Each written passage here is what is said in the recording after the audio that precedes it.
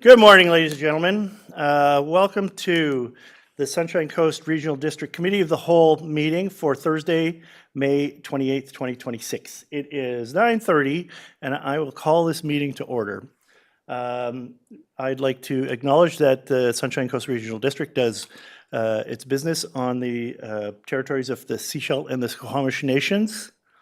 And I have an agenda, excuse me, an amended agenda in front of us. And I'm looking to see if there's any more changes or additions, subtractions to that agenda. I don't see any hands, so I'm going to ask for a motion to accept this agenda. I see a motion, I see a seconder. All in favor? Very good, we've got an agenda now. Our first item of business is a presentation from Urban Systems Limited, and I have Kendrick Carnes and Kate Kirkland here to give us a presentation, and I'll ask you to come forward.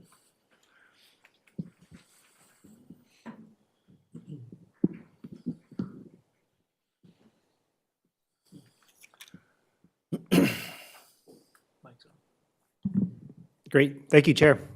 Are we okay to begin? Yes, please, go ahead. So for today, this is a brief agenda. We'll just review the April 9th FFAP presentation briefly and where we left off. We'll go over the identified solutions, the project prioritization methodology, short-term projects, medium-term projects, long-term projects, and then our final recommendations.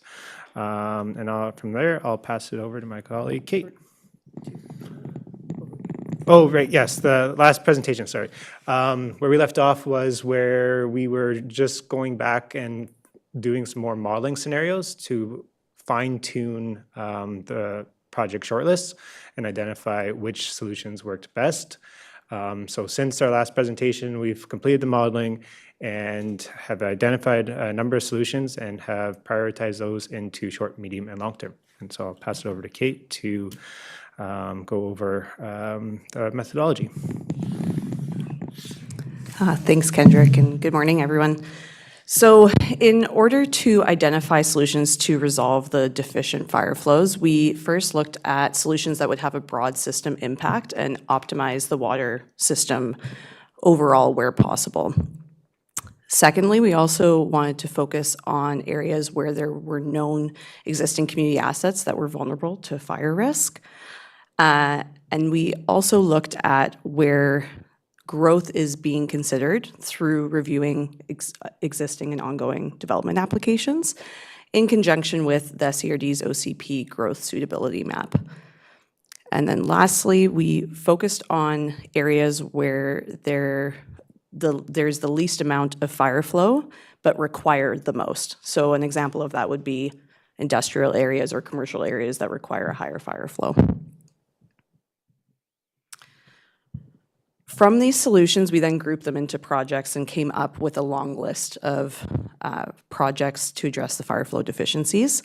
But we knew that we wouldn't be able to just take them at face value, and we would need to be able to evaluate them in order to prioritize them. So what we did was we identified a list of evaluation criteria to determine which projects were the most effective and which would have the largest impact for the community. So we have them listed here on the slide, and I'll take a minute here to just go over and explain a bit more on what we are looking at for each of them. So the first one is the improvement in overall available fire flow in existing conditions. So that was looking at where, say, an existing system might have a more dramatic, or sorry, let me rephrase that. Where implementing the project might actually have a more dramatic impact on the available fire flow would be a project that's prioritized compared to somewhere that would have a less dramatic increase in fire flow. The second criterion was the breadth of benefit to existing fire flow deficiencies. So that was looking at where a project might have a larger impact within the area. So a larger percentage of the deficiencies within the area are addressed by a single project. We then looked at the impact on future growth, and so that was assessing where either a project could unlock an area where growth is known to be happening, or it could unlock a potential for future growth, say, for example, in West Sechelt. We then looked at impact on existing high priority community assets. So we were able to identify some of these community assets through our staff and stakeholder engagement earlier in the project. And so some of those community assets included community schools, the high-risk industrial lots, and commercial areas as well. And so those were placed on a higher priority than, say, a single-family lot. We then looked at the location of where a project might be in relation to a fire hall. I believe Ken talked a bit about this at the last month's presentation, but insurance grading with the Fire Underwriters Survey does look at proximity to a fire hall. So the further away a lot might be, if it's outside of a certain radius, depending on the property type, the insurance rating won't change. But within that radius, there is an impact. And so we focused projects that were within the radius of 5 or 8 kilometers of a local fire hall. We also then reviewed the infrastructure condition, so how close is it to its end of its useful life? And we also looked at the overall system benefits. So does this project provide operational benefits or system redundancy? So once we had this list of criteria established, we also created a distributed weighting for each of the criterion to align with SERD priorities. So for example, the impact on future growth might have a higher weighting than, say, the infrastructure's condition. Not to say that it's not important, it's just that based on what the SERD is trying to achieve right now, some of these criterion are more of a priority. We then assessed each project based on each of the criterion and gave it a score, and then summed all the scores to lump the projects into priority A, B, or C projects. So a priority A project would be one that would earn at least 75% of the total available points. Priority B earned between 50 and 75%, and priority C earned less than 50 or less of the available points. We also knew at the onset of the project that we wanted to put these projects into a time frame, a timeline, implementation timeline. So we wanted to be able to identify the projects as short, medium, or long-term. Short-term being 0 to 10 years, medium being 10 to 20, and long-term being 20 plus. So we knew that the prioritization score alone would not be the only thing that could influence the project implementation timeline. So we also assessed project cost, project readiness, that meaning how advanced is the design, how much design might need to be taken on, is land required for the project and available, what are the permitting requirements or archaeological concerns within a project. And so if something, so for example, I was chatting with Ken about this earlier, if installing a water main, replacing like for like, but a larger size might actually be an easier project to move forward with than, say, building a brand new reservoir where land might be required. We also then looked at the existing fire flow deficiency severity. So how bad is the existing fire flow, and how dramatic of an increase might it be with the implementation of this project? I'm going to now pass it over to my colleague Ken here to go through the short, medium, and long-term projects. Thanks, Kate. Now, I know since last meeting, you guys were really looking forward to seeing the project lists, and so hopefully we can go over those now. Through the stakeholder engagement with the SCRD staff, it became apparent that there was a need for some large reservoirs in both North and South Pender, with severe storage deficiencies in South Pender, with the Dogwood Reservoir being recently taken offline. With the reservoir offline, there's severe deficiencies in Madeira Park, especially for the school and the commercial center there, as well as from the operators share that there are water quality concerns existing in the current reservoirs. So to add more storage in both North and South Pender was a large concern. So what they had suggested was to connect the two systems, and through the modeling, it makes a lot of sense to connect both North and South Pender to share the one larger reservoir, as well as like just operational efficiencies with Garden Bay having more water available. There could be some sharing of the water source. And then the water mains in Madeira Park are old AC 100 millimeter diameter water mains that are not sufficient for carrying the larger flows required. So the interconnect is a high priority, but then also upsizing some of those water mains through Madeira Park and replacing some of that aging AC water mains.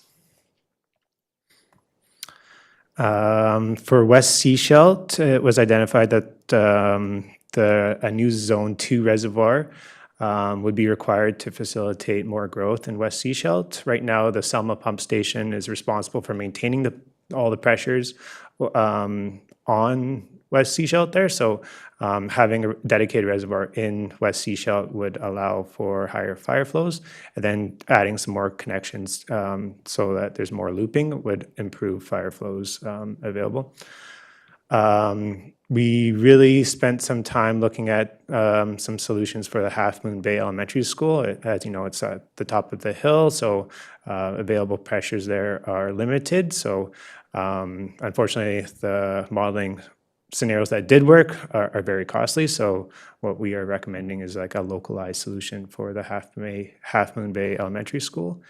And then we also heard that there's a large concern for commercial area up the Seashell Inlet. So we identified, or staff identified, that a new water main running through the BC Hydro right away would allow for more looping and not impact the brand new road that was constructed there. Then the Reeves Road, like I said, is just the looping going back to the top of West Seashell there. The roads headers just south of Roberts Creek Park are extremely deficient in fire flow. That was raised by the fire department as a great concern. So through the modeling, we identified having a water main through Roberts Creek Park to the top of those, and then looping those dead ends would allow for fire flow to be increased there. Similarly, in Roberts Creek, the commercial area, as well as the Roberts Creek Elementary School there, doesn't have 150 liters a second. So in order to get 150 liters a second to there, we need to put in a PRV and upsize a few water mains there. And then for Langdale, you can see in the pink there, there's a lot of development proposed, comprehensive development, which would require 150 liters a second, plus the BC Ferry Terminal. So rather than adding in a new reservoir and what have you there, we looked at interconnecting to the regional water system to share the storage volumes from Henry Road to supplement the flows in Langdale. And that works. However, more upgrades would be required in the long term. So in the short term, we're recommending just doing the interconnection for more operational efficiencies. Going into the medium-term projects, Secret Cove and Red Roofs are somewhat deficient and require more storage and upsizing. So those are the water mains there, especially with tied to growth, more storage would be required. In the modeling, what has been assumed for like the 25 and 100-year flows is a 2% increase in water demand per lot, which should be revised when the OCP is updated. So the growth is actually representative on the actual growth areas. So in the future scenarios, Secret Cove, Red Roofs, and Welcome Woods is extremely deficient, mainly because there's a lot of smaller lots that are seeing a lot of growth. So what we have identified is more storage and some more water main upsizing there. And then Seashelt, doing a connection between Rippleway water main and PRV valve would allow flow from zone 2 to zone 1 and create an additional loop there, increasing available fire flow. Similarly, up along Field Road here, running a water main up to the transmission line would improve fire flow along Field Road and provide better protection for all the industrial properties plus this own facility. PRV and Geddes Road to allow, again, the zone 2 to zone 1 transfer of water, improving fire flows and lower down. And then as Langdale develops, a new reservoir would be required. And where we have identified is the new Sprockkids Reservoir, as well as adding a water main down Stewart Road to provide fire protection for all the industrial lots there that are non-hydrant protected right now. And that is an area of great concern for the Gibsons Fire Department. Then upsizing the line from Henry to Langdale would also be important for conveying those flows from Henry and the new Sprockkids Reservoir to Langdale. And then long-term projects, the Cove K and Village of Egmont is extremely deficient, mainly because there's a lot of commercial lots in those communities, as well as the ferry terminal in Cove K. So upsizing the reservoir and upsizing the transmission main provides great benefit for the entire community.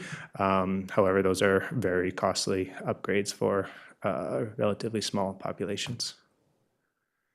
And again, you can see the costly upgrade from the Sunshine Coast Highway all the way to Welcome Woods. And again, that is for increased long-term demand for there. And then for West Seashelt, as development occurs higher and higher elevations, a new Zone 3 reservoir would be required, as well as a new trunk main from Selma to Granite Road, just to convey flows from east to west. And then a couple upsized water mains just to improve the connectivity for fire flow. Overall, the FFAP should be a living document. So as the OCP is updated, hopefully the project lists and as the goals of the community change, that the project list can change. Like it's not set in stone. So projects from the medium term could be brought into the short term if needed. And then also like I know staff are working on updating the bylaws, but we just want to reiterate that DCCs, a lot of the projects do benefit growth, so collecting DCCs or cash in lieu would be great to fund that future projects. Overall, the north-south Pender water system, we believe really makes a lot of sense, so we recommend proceeding with that. The new Dogwood Reservoir, like I said, with the old Dogwood Reservoir offline, there's an extreme deficiency in Madera Park, which I think staff is working to communicate to FUS so that the risk is acknowledged. And then connecting Langdale water system to the regional water system, again, just improves the operational efficiency and allows more flow to flow towards Langdale. And then there's a lot of opportunities to work with the town of Gibsons on interconnection between the two systems, especially in the Mount Elphinstone area where rather than upsizing long sections of pipe, there could be some connections to the town system. But again, more collaboration with the town would be required for that. And then for the BC ferry terminals, what we didn't get a chance to do is to work with the FUS to establish an actual flow requirement for the facility. Right now, it's just a blanket 150 or 225 liters per second that we are assuming. But in reality, that maybe a lesser flow could be established for protecting those facilities. And then what we heard from the fire departments was there's a lot of concern with the amount of development in unprotected area, non-hydrant protected area. So as development occurs, continue to explore the feasibility of extending the water systems to allow those areas to be hydrant protected. Thank you. Any questions? Well, thank you. This is a really well thought out report, and it's chock full of great information. I'm sure our Director McMahon has a lot of questions for you. Go ahead, Director. Good morning. I am the director for the area formerly known as Elphinstone, but apparently renamed West Gibsons. There are no solutions for Area E in this plan.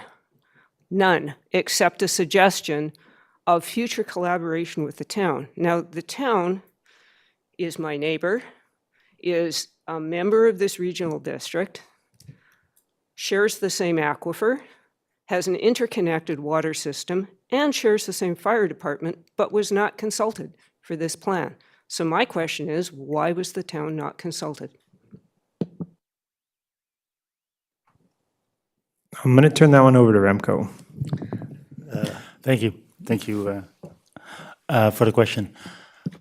The town is, our connection currently with the town is that we provide water fire flow to them in case of a big fire in one of their zones that goes through the top of Reed Road. We, as indicated by the consultant, there's definitely opportunities to see if there can be further interconnection between the systems, but the primary focus for this study was to focus on measures that we can implement and get ready, shovel ready within the short and medium term. I don't think that any of the connections with the town can fit the criteria because there will be a lot of further work required there and further collaboration.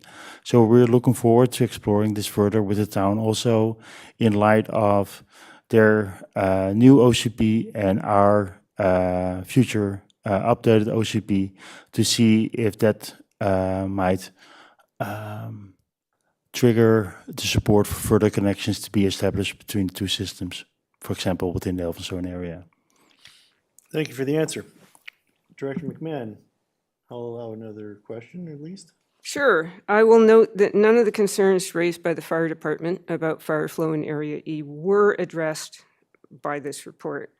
There are 4 timelines in the report. There is short-term, medium-term, long-term, and when the time comes, which is apparently when Area E's issues are going to be addressed. When the time comes? When is some serious modeling going to be done to address the fire flows in Area E? Not sure. GM Renko. Thank you. Thank you for the question. We approached this project on a water system basis and not on an electoral area specific basis. So I acknowledge that there are currently no projects proposed in Area E. It's not because there are no areas of concern, but compared to others, they are lesser of nature, and they require more location-specific measures, a lot of location-specific measures to be implemented, while in some other instances, one major project could resolve an issue for the entire area. So it has been a balancing act between what is done, because the entire project list as presented today by the consultant is over $130 million already in funding. If the board would like to do so, we can expand that further to address all water supply, all fire flow issues within the coast, but then we only have to double that number, I'm afraid. Go ahead. Thanks, Remco. The other thing that when we looked at Mount Elphinstone was like the water mains are in decent condition, so they're the life remaining is quite substantial. And when you look at the deficiency in available fire flow, it's a lot less than other areas on the coast. And so most of the residents there still have at least 30 to 60 liters a second, whereas like Madeira Park has 30 liters a second for the commercial area. So in the big picture, when you're looking across the coast, it is doing really well in hindsight. The one area where I recall that the firefighters expressed concern was the Cemetery Road Reservoir, and where like our recommendation to staff for the SRD, like the fire flow action plan is just the first step, and then a water master plan is coming up, and the water master plan will be looking at all areas and addressing a lot of those concerns, and where we landed on for the Cemetery Road Reservoir, like hydraulically, it didn't really make sense to add in a larger reservoir at the top for cemetery. So what staff will be looking at is adding booster pumps to pump from Henry Road up to those higher elevations. So it's still being looked at, but just hasn't made its way into the short lists here. Thank you, Mr. Cairns. I'm going to look to the rest of the board to see if there's any questions for our consultants. Go ahead, Director Gabias. Thank you, Chair. Maybe for staff. So should I wait? I'm going to see if there's any other questions. Director Stanford, go ahead. Thank you. Again, I'm not sure how this fits in, but there's several references to number one, significant densification around Langdale. It looks like Langdale Heights. I don't have any details on what that is. Haven't seen any active applications. So I'm a little concerned about seeing that kind of statement in a report with nothing to back it up as far as the community understands. So that part is flagging. I'm wondering where, when we're talking about augmenting Langdale, and I represent Area F, so that just to be clear, when we're augmenting Langdale Well, how does that coordinate with the plans for the new Langdale Well? And I think that's part of the overall question for this report, is how does it coordinate or intersect with the overall water strategy? Because it does seem to separate out one aspect of our water needs without taking into consideration our other plans for general water supply. Is that a question that makes sense? Yeah, General Manager Rosenboom, you have something to say about this. Thank you.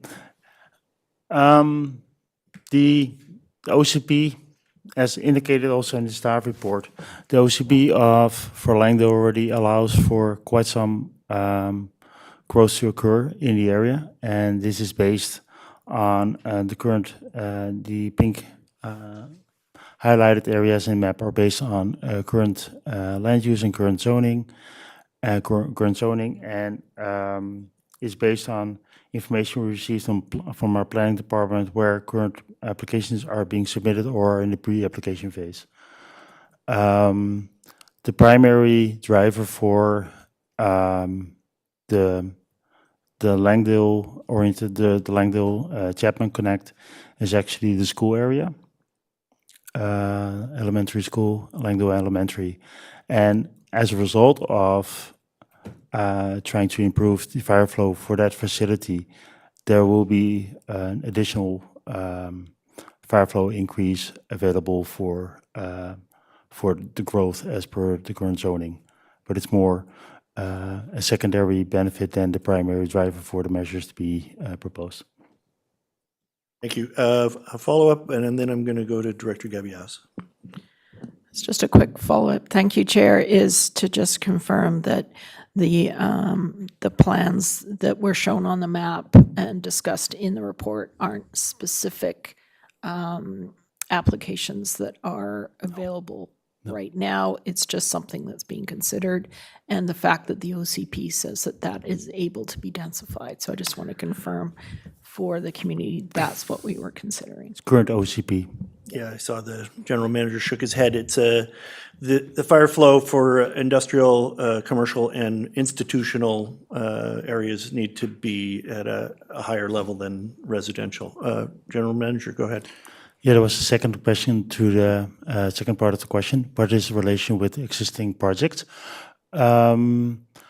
Improving the development of the Langdale well is not in itself improving the fire flow capacity within the area. It's fire flow is usually associated with pressures.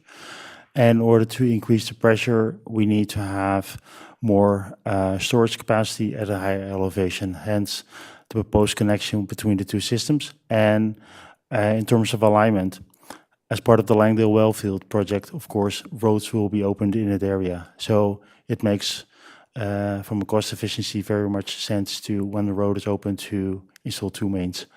One new distribution main and a transmission main up the road. Thank you. Thank you. Yeah, water storage at a higher elevation has got nothing to do with storage, and it's got everything to do with pressure. Go ahead, Director Gabias. Yeah, thank you, Chair, and thank you to the consultants for providing us with a to-do list and prioritize too. In regards to the Half Moon Bay Elementary School needs, I was happy, and I think it makes a lot of sense to use a localized approach there. But when we're talking about, installing sprinklers, this sounds to me like it's beyond our control, like it is not something that we do. So how do we navigate that when we're looking at these localized approach? Like how do we make them happen when it's not really in our control? That's a good question. Mandating sprinklers, that's not under our control? It sounds like a school district thing. Is any staff available to ponder this question? Maybe I can start and feel free to jump in. We connected with the school, and it's correct that currently there are no sprinklers in the school. However, the fire department also indicated that the fire hydrant close by is one of the ones that has the lowest flow within the area because it's at a higher elevation. So pressure higher at the lower elevation, lower at the higher elevation, and that's exactly where the school is.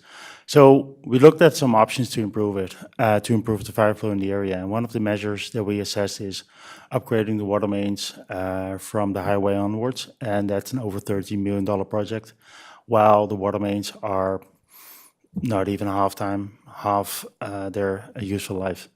So it is something that is definitely should be considered medium to long term to improve the area, fire flow in the area. But based on our current assessment, a more localized approach should be explored. What it could mean, that is further conversation also with school district, but also with fire underwriter survey. Can mean that we have a localized, very local reservoir next to the school that fire department can tap into, or other such kind of localized measures. I'm going to go to Director Inkster, and are you? Carry on. Oh, Add me to your list. Excuse me. I'm sorry. I'll go to Director Inkster, and then I'll go to my vice chair. Thank you. Okay, thank you, Chair.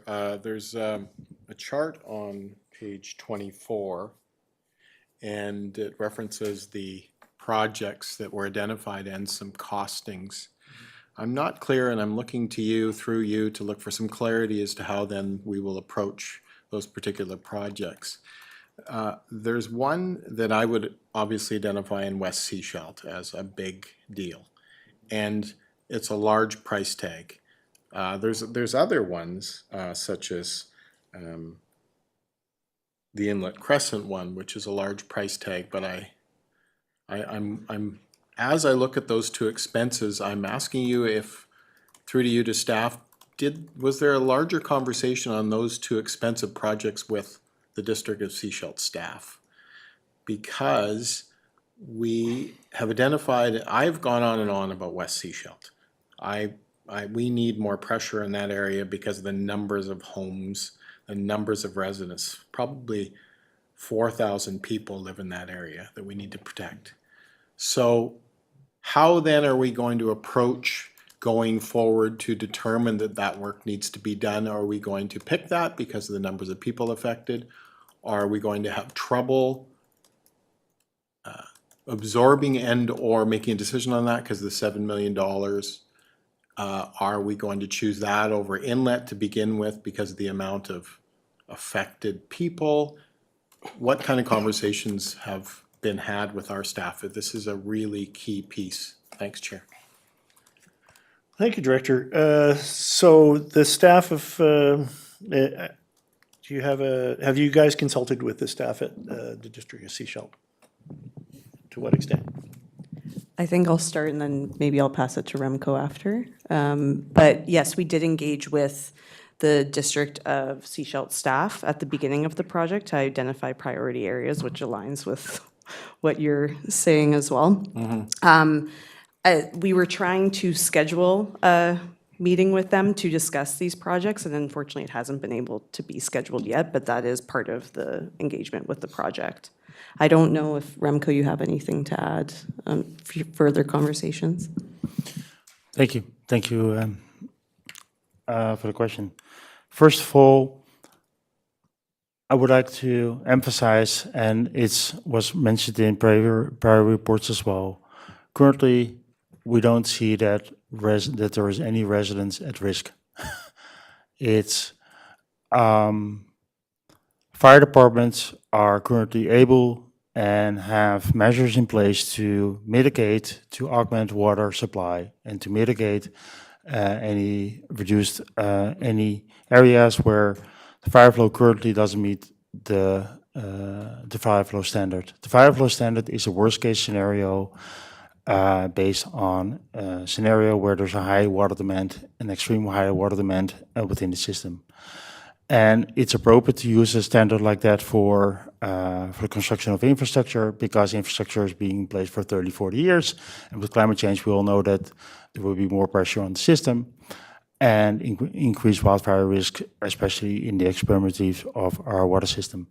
So for that purpose, standards, the engineering standard doesn't equate. Not meeting the engineering standard does not immediately equate to currently people being residents being at risk. It identifies, it's guiding infrastructure development decisions. That's what it is. And in terms of West Seasheld and Seasheld Inlet Road, as the consultant just confirmed, we've reached out, haven't been able to confirm a meeting date yet with the District of Seasheld, but in prior conversations with them, with staff, from both the engineering and planning department, these were two areas they had identified as high priority for them. In terms of funding, as included in the staff report, as further work, if the board directs staff to complete further work on these projects, we will further engage with them in terms of how to structure those projects, how to prioritize them, and as well as which part of those of the funding should come based on from current taxpayers, current existing users, or which could be developed by supported by development through DCCs or other contributions from developments in that area in the short, medium, or long term. Thank you. Thank you, Jim. I'm going to go to Director Toth. Go ahead. Thank you, Chair. And so following up on Director Inkster's sort of engagement with other organizations, I'm looking at 4.6.7 on page 64. It talks about upsizing the water mains here on Field Road. And it talks about consulting with the Roberts Creek Fire Department to make sure that it's sufficient. And my question is, I imagine it would have been easy to consult with the SCRD fire departments because they're sort of part of the organization. But what engagement was done with Seashelt Fire as well as Pender Harbor Fire, because they're both separate governments. And was engagement sort of at the start of the process to say, hey, like, what's your priority areas, or were the fire departments engaged multiple times along the way? You know, have they seen some of the outcomes of this work? Thank you. Thank you for the question. I'll start and then I'll pass it over to Ken as well. So Ken and I were both involved in the engagement with the fire departments, and so it actually started with engaging all of them. They were all reached out to at the same time, but unfortunately engagement was varied within the fire departments, and so it was harder to coordinate some of the meetings with others. So it wasn't based on predetermined priority areas. It was based on availability and when people would actually be able to talk to us. But maybe I'll pass it over to Ken just in terms of the actual conversations. Yeah, so we met with Roberts Creek Fire Department. And from what I can remember, the largest concern was the non-hydrant protected areas and the lack of ability to fight fire north of the highway. They didn't seem to have many concerns like south of the highway. And in terms of the comment on the page, I think it speaks to more of just the length of hose the fire department has. A lot of, like, say, the mill here, the closest hydrant is quite a far away, and so just making sure that the fire department actually has the equipment to reach where the fire actually is, I think is more what that comment was referring to. I think if I may, the question is that it's not Roberts Creek. That's right. We're in the district of Seashore. This is district to Seashelt area. Although I've, as a Roberts Creek firefighter, I've fought fires on Field Road. But it's not Thank you. Roberts Creek. Go ahead, Remco. Thank you, Chair. That's indeed what I want to say. I think this is an oversight. This is, we also consulted with the US Fire Department. So, and yes, we'll update this in the report, in the final version of the report, to state that this is the District Seashelt Fire Department. Thank you. And making sure that Seashelt Fire was an active consulted party in this for the Seashelt area was where I was getting at in the question. So thank you. Right. Very good. Go ahead. I just also wanted to confirm that Pender Harbor Fire was also consulted. Our fire departments are territorial. Very. Director McMahon, did you have another question? Couple, but Reed Road Reservoir, I understand that that one needs upgrading, but I didn't see it in this report.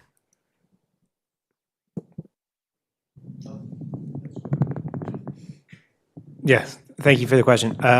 In terms of storage, it is sufficient in the existing scenario. It runs into storage deficiencies later on in the 100-year scenario, and that's where, like, the Sprockkids Reservoir would add more storage for Gibson's west and Langdale.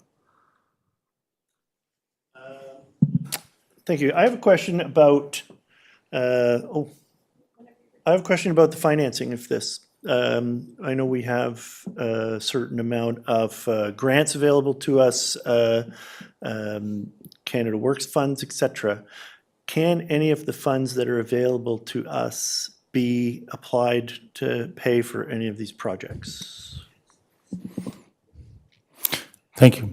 As indicated before, part of the next phase of work would be for each of these projects to do further work in terms of preliminary design, cost estimates, and that includes a funding strategy for each of the specific projects.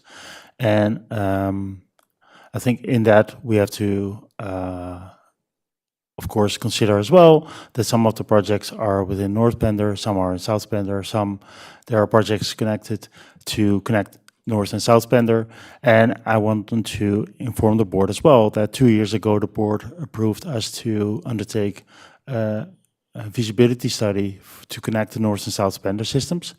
That project is currently being initiated. It was deferred last year to this year to be started this year. So staff are currently undertaking that. or starting that project. So there will be some integration there between if there will be a next step from a fire flow perspective with that bigger project to make sure that everything is well synced together. Thank you. Go ahead, Mr. Kearns. Thank you, Chair. I would just like to add, so the federal government has a couple of programs that Urban System is tracking. One is the Build Canada Stronger Fund, or along that line.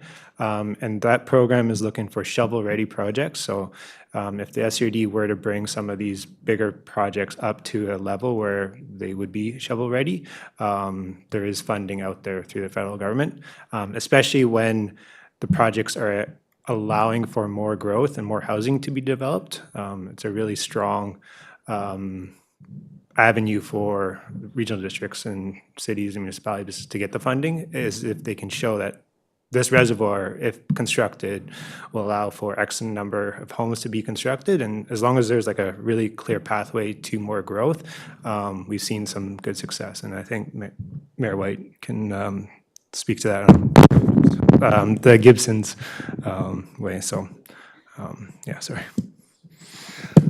All right, well, that's can be good news. I'm going to go to Director Stanford. Director Stanford, Director McMahon, and Director Toth, in that order, please. There were a couple of references in the report to Hopkins Landing water system, and I'm just wondering if there's been ever any further detail as to how connecting that system would benefit fire flow. They do have significant storage in that area. Is there any benefit to advancing further in that project? Thank you for the question. As part of our scope, it wasn't included specifically. Obviously, with the interconnect going right through Hopkins, there could be some advantages of tying in. I do know like a lot of the sizes are undersized for Hopkins as well as old infrastructure, so the pressures may not be conducive, and perhaps Remco can add to that. Yeah, thank you. It's indeed the case that I think if the pressures that we're that would be the result of the current proposed infrastructure, I think the current system of Hopkins would not be able to handle those. I think there will be a lot of breakages as a result of it. So further, and as the board already asked staff to start this year on the next phase of a project to work with the Hopkins Improvement District on further conversion of the potential conversion of that water system to the SRD. And I think this would need to be considered as part of that project. Thank you. Director McMahon, you have a question?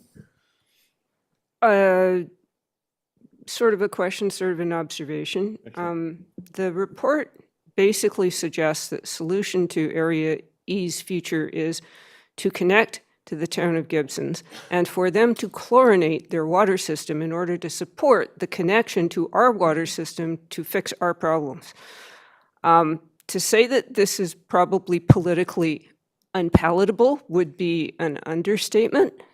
And I emphasize again that if one is going to suggest something like that, one really should consult with the neighboring government. Yeah, and this isn't a public report. I'm just sort of horrified. So I'll get to more later when we go to the staff portion of this topic, the staff report. So thank you. Thank you. Yeah, okay, I'll get on later. Thank you, Director McMahon. Apparently, it's not just the fire departments that are territorial around here. Director Toth. That's true. It's what Thank we you. represent our people. And you know what? There's a good point there that if the town of Gibsons hasn't been consulted on the plan, like, are they interested in those interconnects?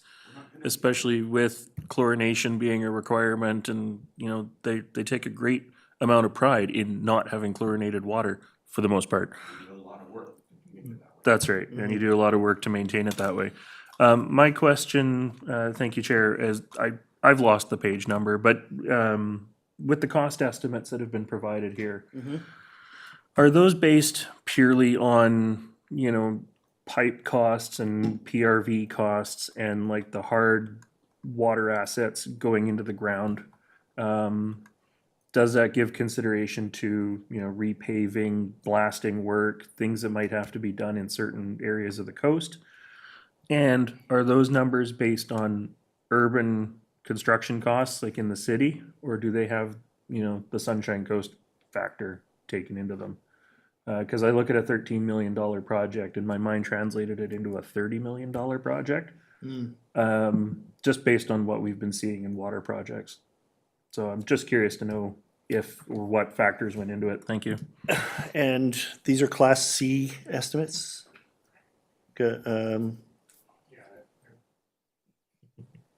Class D, I would say, like. Class very, Very, Ds? very high level, yeah. Like this Plus is or minus 25%? 50. 50%, thank yeah. you. If I may speak? Yeah, thanks. So the cost estimates include everything from putting the pipe in the ground, backfilling, road restoration, archaeological, environmental, engineering. It has everything lumped into the unit rate. And we did compare that to recent work completed on the coast in Gibson's, as well as on like Bowen Island, so even more remote in a way. And we did include a factor for diesel prices going up as well, so and inflation, yeah. So if anyone here at this table has any more questions for our consultants, I urge you to bring them up now. Otherwise, I will move on from the presentation and go into the agenda. Thank you very much. I really like what we've got for the short term in my area, in Roberts Creek. I understand the importance of having Park Avenue as part of the loop. I've fought fires on that road, and it's not the easiest job. Thank you very much. We've got a staff presentation, or sorry, a staff report. Where would that go? Page 22. It looks like page 22. And we've got General Manager of Infrastructure Services, Remco Rosenboom, right here. Would you like to introduce this report, General Manager? Thank you, Chair, for the opportunity, but I think the report speaks for itself, and I think we're already touched on several points in the previous item, so happy to take any questions you might have. Very good. Go ahead, Director McMahon. So as we all know, we have a mandate to increase housing in all of our areas. There are two significant projects in my area that have been refused due to water pressure, and both of them sort of higher density, more affordable sort of housing. And looking at this report, if I were the developer, I would go, so what's in this for me? Like, what's going to be the solution to building in the rural areas? There's also small subdivisions, 2-lot, 3-lot, also being refused permission to proceed. So how are we going to move this forward? Go ahead, General Manager. Thank you. As indicated in the report, this list of short-term projects is focused on major community assets or areas of concern identified by the local fire chiefs. The report also indicates that future reports are coming about how to advance projects that cannot meet, development projects that cannot meet the current fire flows. The board directed this prior to assess alternatives to amend our bylaw to allow for fire flows to be a lower fire flow standard for certain areas where the current standard cannot be met.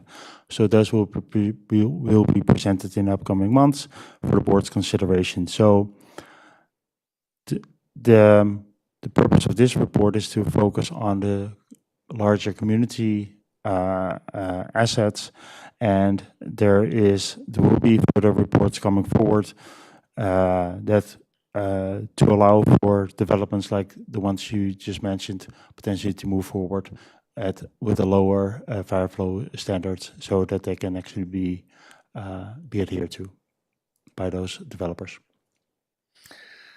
Thank you. Yeah, go ahead, keep fighting. Thank you. I'm just going to point out, I think it's about 2.5 years ago that we had an entire room full of contractors and developers here who were very upset. And we said, we will get back to you with a fire flow action plan that will have the solutions, and we'll have it in a year. And we're now 2.5 years down the road, and it's another plan. So I realize that this is a complicated situation and there is a lot of money involved, but it's very frustrating for everybody that we are unable to be flexible enough to respond to the needs of the community.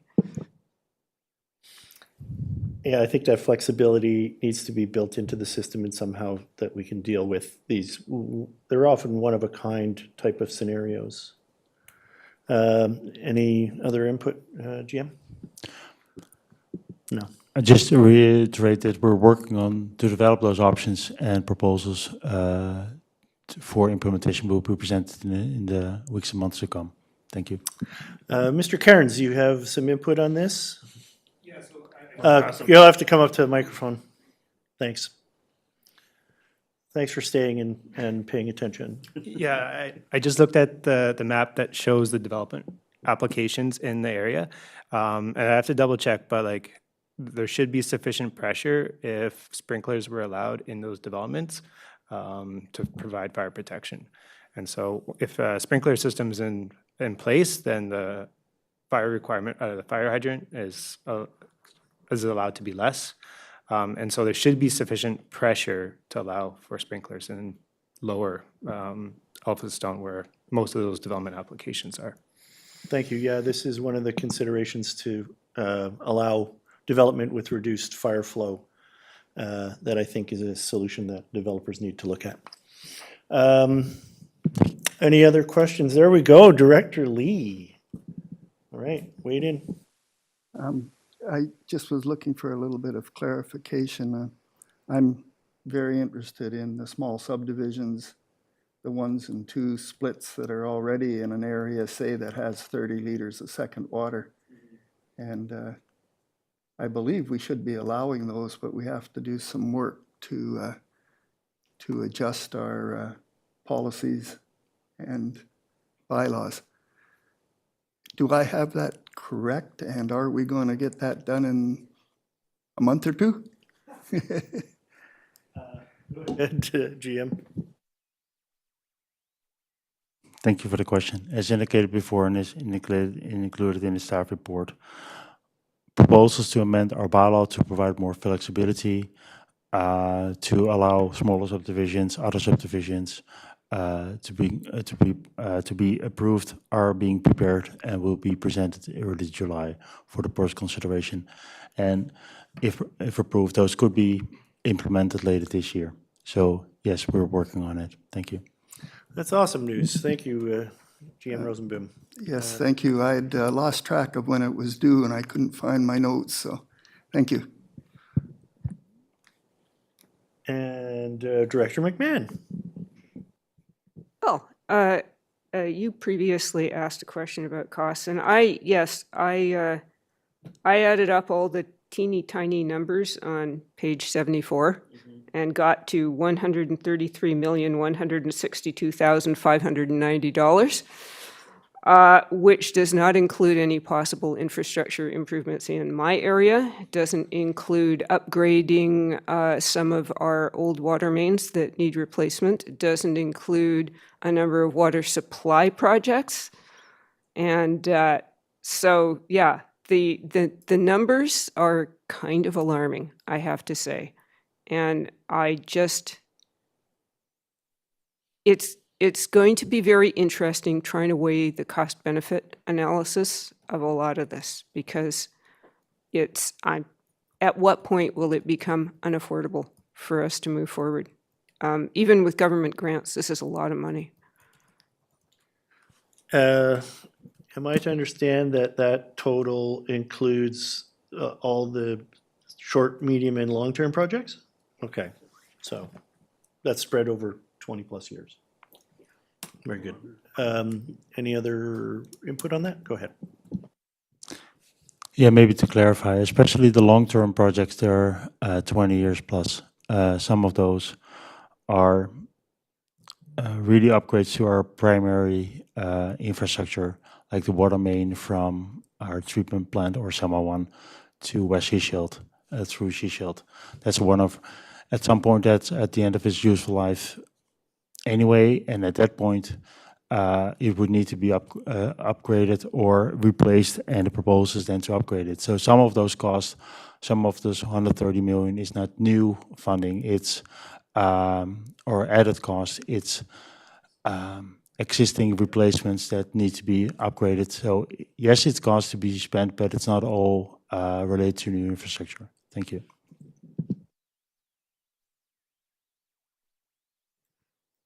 Okay, I would like to make a motion, if this is a good time to make a motion.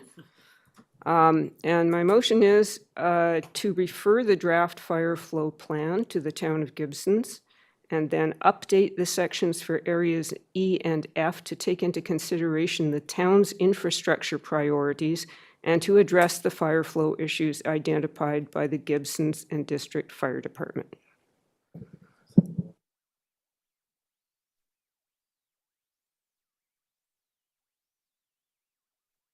I see a seconder for that motion. And do we have any questions on the motion? Yeah, I do. Go ahead.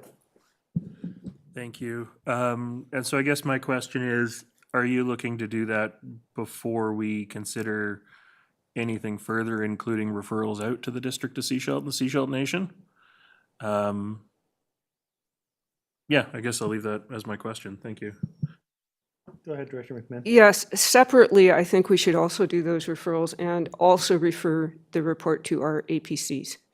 My APC is very eager to discuss the report, but I thought I'd keep the pieces of the motion separate for efficiency.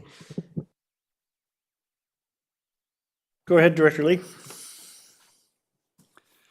I was just trying to figure out the timing of all of this. I believe the Elphinstone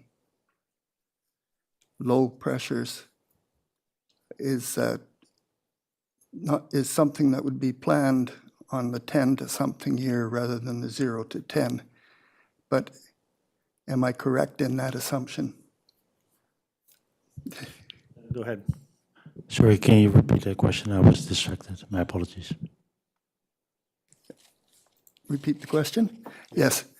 I was looking at the big map and where there was low pressures up against the Gibsons municipality, and it seemed, my conclusion was that we weren't proposing to do anything with those in the short term. It would have been medium or long-term solutions.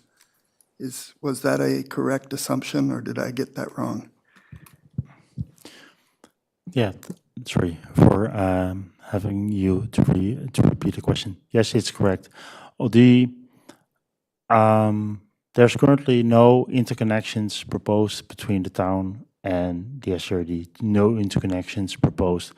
It's indicated, and as mentioned by the consultant, there might be opportunities to explore what the benefit of that is, of those would be moving forward, to address some of the issues that are identified. However, I think in the meantime, the bylaw amendments that we're proposing, that we're going to propose to the board to allow developments to proceed with mandated fire flows could address some of the stalled developments in those areas at the moment as well. Thank you.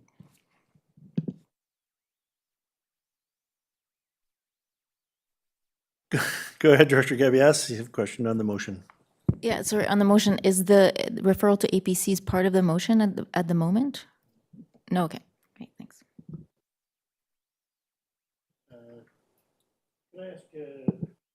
Sorry, could I ask our recording secretary to read the motion back for us?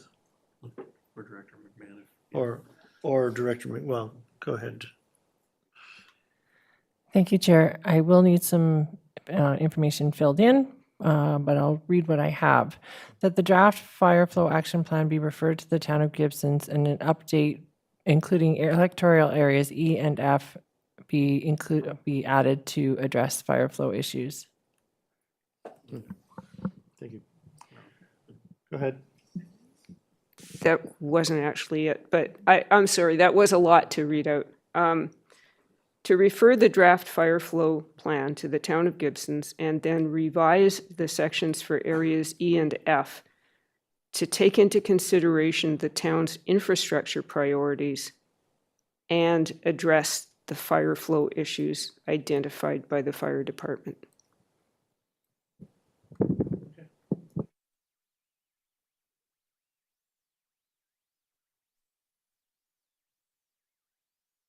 Go ahead, GM Rosenboom.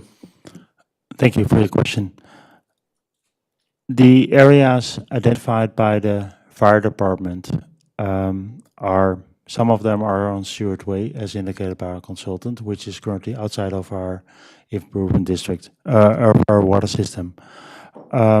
We deliberately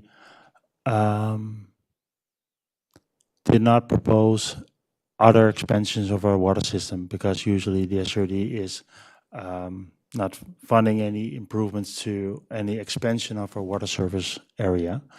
So if that's something that the board would like us to explore further, there are other areas on the coast that could use expansions as well. I'm thinking about, for example, Kleindale, where the water system is just not reaching an area where the fire chief would like it to go. And so I'm just clarifying what is the expectation there for staff to address an updated project list. Is that to address all the areas identified by only the Gibson's fire chief or other fire chiefs as well? Thank you. Go ahead, Director McMahon. It was the Gibson's Fire Department issues identified on, I believe it's page 35 and 36. I wasn't trolling for more to do because we've got lots in there. Yeah, we do.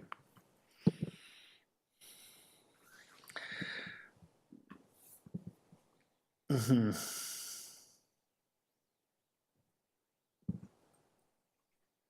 Okay. Well, we have a motion on the floor, and I don't see any other discussions, debates on this motion, so I'm going to call the question. Oh, okay. Would you like it read back? Tara, do you think you can? Thank you. Go ahead. Thank you, Chair. The Committee of the Whole recommended that the draft fire flow action plan be referred to the town of Gibson's and then updated the section for areas E and F to take into consideration the town's infrastructure priorities and to address the fire flow issues identified by the Gibson's Fire Department in section 2.4.4 of the plan. Okay. Seems that that's right. Director Lee, go ahead.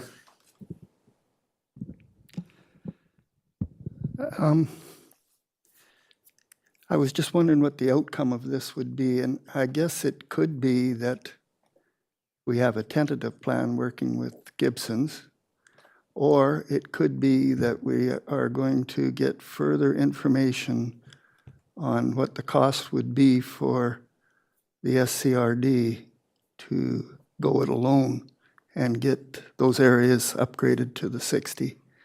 Would that be a correct thought?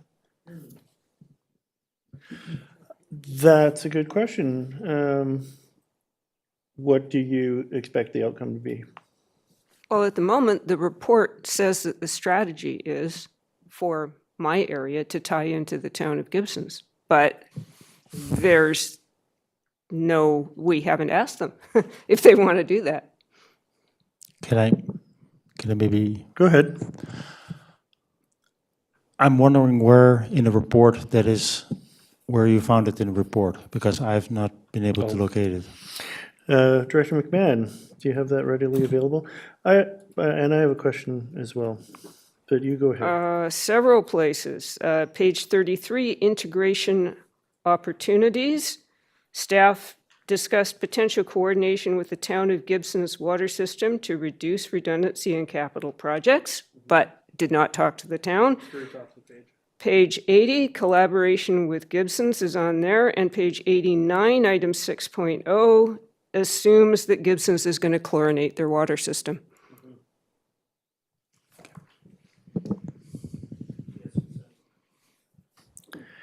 My question has to do with the fire flow within Elphinstone. Are there deficiencies that have been identified? Yes, there are some. Okay. And maybe, you know, I realize that some of them may not be easy to address, such as the end of Ocean Beach Esplanade, which is a whole other sort of can of worms. But it would be nice to at least identify that this is a recognized problem and that it is going to have a more complex solution that probably involves MOTT. But I would like to see these issues at least identified and addressed, that, you know, we're aware of them, and we have at least a tentative idea of what direction to go in. Very good. Director Lee, you had a question? Actually, I just wanted to point out on page 68, paragraph 4.8, it also is quite clear about connecting to Gibson's to solve the problems in Elphinstone. Right. Director Inkster? So just a process question, Chair. I thought the recommendation that was presented would be adopted and then we'd go to this additional one. So my only question is then, is this what staff then will be directed to focus to? Or will we then move into all they're doing is adding a consultation partner, which is Gibson's, to the consultation piece. The reason I asked that, Chair, is there's a number of questions that have come up today. And the fire department miss was a concern to me. I know that your department that you were part of can get there quicker, but our department has a responsibility to fight fires in their fire protection district. So they need to be talked to. There's some holes in the consultation that as representatives at this table, we need to make sure occur as representatives of our areas and governments. And that's the district of Sechelt on a number of these issues, including West Sechelt and in smaller areas like East Porpoise Bay and other areas like the inlet that is also a fire risk. So if we adopt this question, Chair, and then we go to the next ones, will the consultation continue? I think there needs to be some serious consultation to all the jurisdictions on this fire flow action plan at the same time that we move forward to implementation. So that's my question. Thanks. From what I can understand, that if this motion passes, that the recommendations on page 22 will not be able to take force, be able to come into force, because it says that the fire flow action plan be finalized within the first section 1 of that recommendation. And so having consultation with the town of Gibson's over the fire flow issues in Area E is going to delay the finalization of this. And so I don't believe that we can do both today. That's my understanding. Go ahead, Director McMahon. I really don't like the idea of finalizing the plan before consulting all the partners here. I really think that this should be sent out to all of the parties as a draft plan for their input before we go ahead and finalize it. This is the first time we've seen it. We had a week to read it. Our partners presumably have not seen this draft plan, and they need to give their feedback.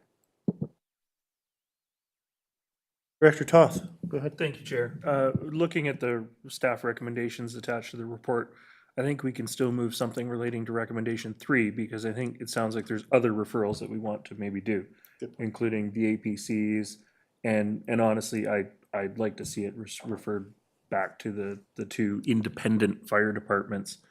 I, like Director Inkster, have great concern about some of the holes that have been identified, including apparently the non-response from the District of Sechelt in terms of a list of development applications. It's something I've already followed up on with the CAO. So I don't think I'm ready to move forward, with recommendation 1 and 2, but I do think there is an opportunity to do some further referrals after we deal with this motion that's on the floor. Thank you. Thank you, Director Toth. I recognize that as well. Any other questions on the motion on the floor? Basically, it's a referral. Referral and update. Referral and update. I don't see any, so I'm going to call a question. All in favor? Any opposed? No, that passes. Okay, good. We have a recommendation on page 22, and I was wondering if anybody is willing to move any part of that recommendation. Thank you, Chair. I'm going to read over your shoulder because I'm not on the right page. So I guess I will move that the fire flow action plan draft be referred to the District of Sechelt, Sechelt Nation Government District, the rural area APCs, and the Sechelt Fire Improvement District and Pender Harbor Fire Improvement District. And Town of Gibson's? They're already getting a referral as part of this. That was the first They are. motion we made. Excellent, good. All right, any questions on that motion? Go ahead. Seconder. Is it seconder? Yeah, of course. Very good, so we have a motion on the floor, sorry. Just a question. Go ahead. Chair. So here, there's a little bit of a issue here. So if we start sending information to APCs, we should be sending them to our neighborhood associations in Sechelt. Yep. I'm not sure that is really, if you want to share it with your neighborhood association, Yeah. and it is a public document, so. Yeah. Go ahead, Director McMahon. We don't refer to Sechelt's neighborhood association. Sechelt would have to do that. So we refer to Sechelt, and then you are welcome to refer it from there. That sounds like a plan. If in fact, Chair, that's the route that it needs to take, and that's the rules and protocols we follow, then yes. They can't Yeah. refer to our APC either. Pardon? They can't be referred from here to Sechelt's APC either. Yeah. That's the way, Yeah. that's the way it's set up. All right, Director Gabias, go ahead. Yeah, thank you, Chair. Observation, I think if we're sending things to our APCs, we need to be very clear what we expect from them. This is really dense technical material, hard to, wrap your head around. So to just send that to them and say, what do you think? I think we're just going to be, like hours and hours of trying to digest the material. So I would recommend that we find a way to frame this for our APC so that it doesn't become a task of trying to understand everything. So maybe some specific questions that we have for them might be helpful. I understand that when the APCs meet, there is going to be staff there. No, there's no staff there. I wonder if this is going to require a special meeting of our APCs where staff would be available for questions. Go ahead, Director McMahon. I think we could refer it to them for information, and then the APCs can decide how deep they want to dive, because I can appreciate that some APCs will look at this and say, yeah, not really interested, but others may be intensely interested and really want to dig in.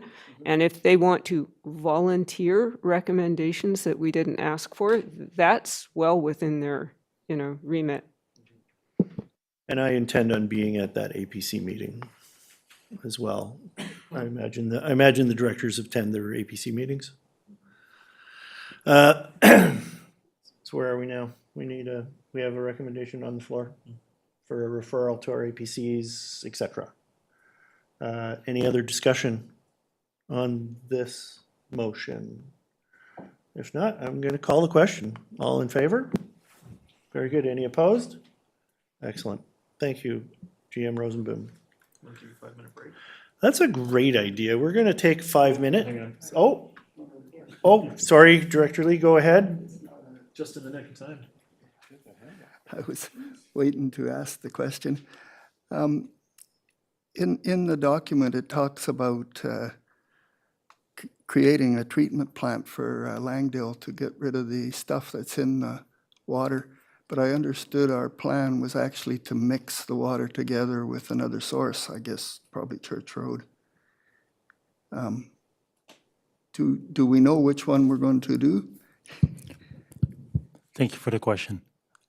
Yes, the current design is for treatment or is for mixing of the water instead of treatment. You're correct. Thank you. If there's no more questions on this, go ahead. I just want to thank staff for the work they're putting into this and to keep going. They got a lot of tough questions today, and obviously the board just wants to serve our community's firefighting needs, et cetera. So I hope they understand that. Thanks. Yeah, thank you. I'd like to echo those sentiments as well. And if there's no other questions on this subject, I'm going to call a 5-minute break, and we'll come back and look at item 4.1.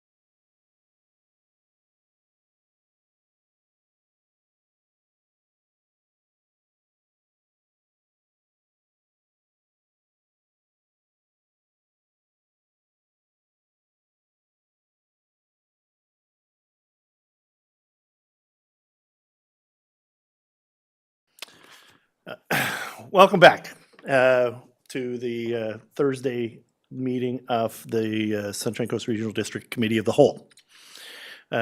We are continuing on our agenda with item 4.1, which is on 138 of the agenda. And we have General Manager of Community Services, Shelley Gagnon, and she has Colin Hoffman here to introduce to us all. Go ahead, GM Gagnon. Thank you, Chair. I am pleased to be joined virtually by Rob Rigma, our Senior Government Relations Manager with BC Transit, as well as our new Transit and Fleet Manager, Colin Hoffman, who is into week three of drinking from the fire hose. So if I may, the report in front of you today is part of an annual planning cycle that we go through with BC Transit every year that helps plan and prepare for our identified transit service improvement and expansions. So with no funding provided by the province for expansion funding in 2026, what's in front of you today is really no change from what was in front of you a year ago, to be almost exact. And so the report should be fairly familiar. The improvement priorities should mirror exactly what you supported last year. But it is important that we continue with this planning cycle so that we are prepared should we receive public or provincial funding next year. So with that, both Manager Rigma and I are here to answer any questions that the board might have. Thank you. Thank you. Thank you for joining us, Mr. Rigma. Always good to see you. Happy to be here. Director McMahon, you have the first question. Go ahead. Sure. Of course, we got turned down for the funding to enable our transit expansion. I was just wondering if Mr. Rigma could look into his crystal ball and predict whether there's any hope for getting our funding next year. Thank you for the question, Director McMahon, through the chair.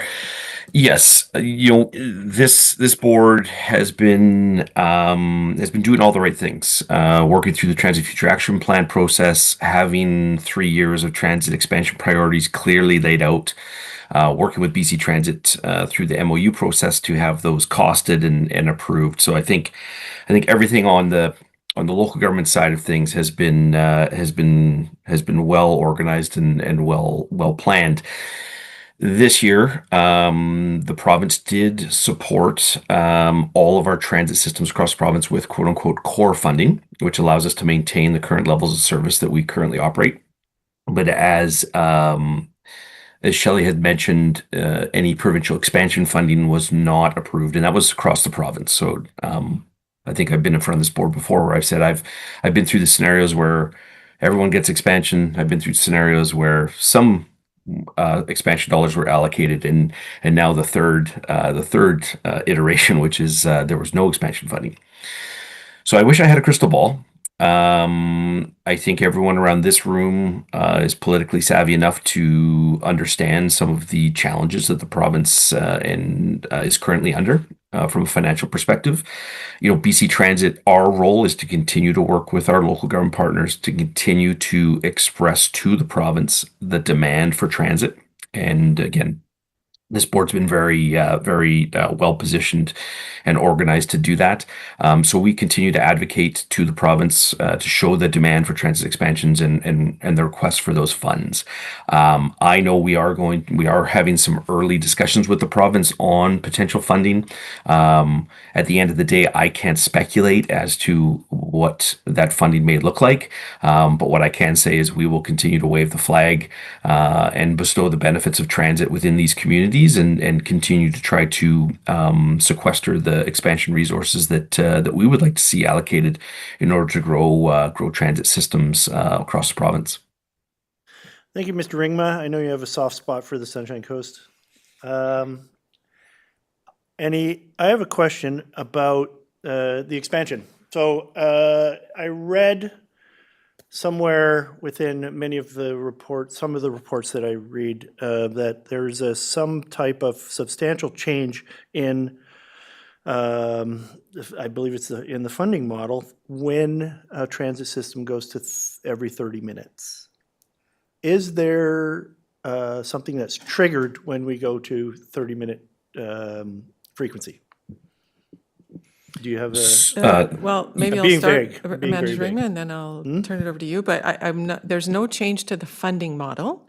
What a 30-minute model, service model would do for the Sunshine Coast is that we do a number of service time changes throughout the year to mirror BC ferries.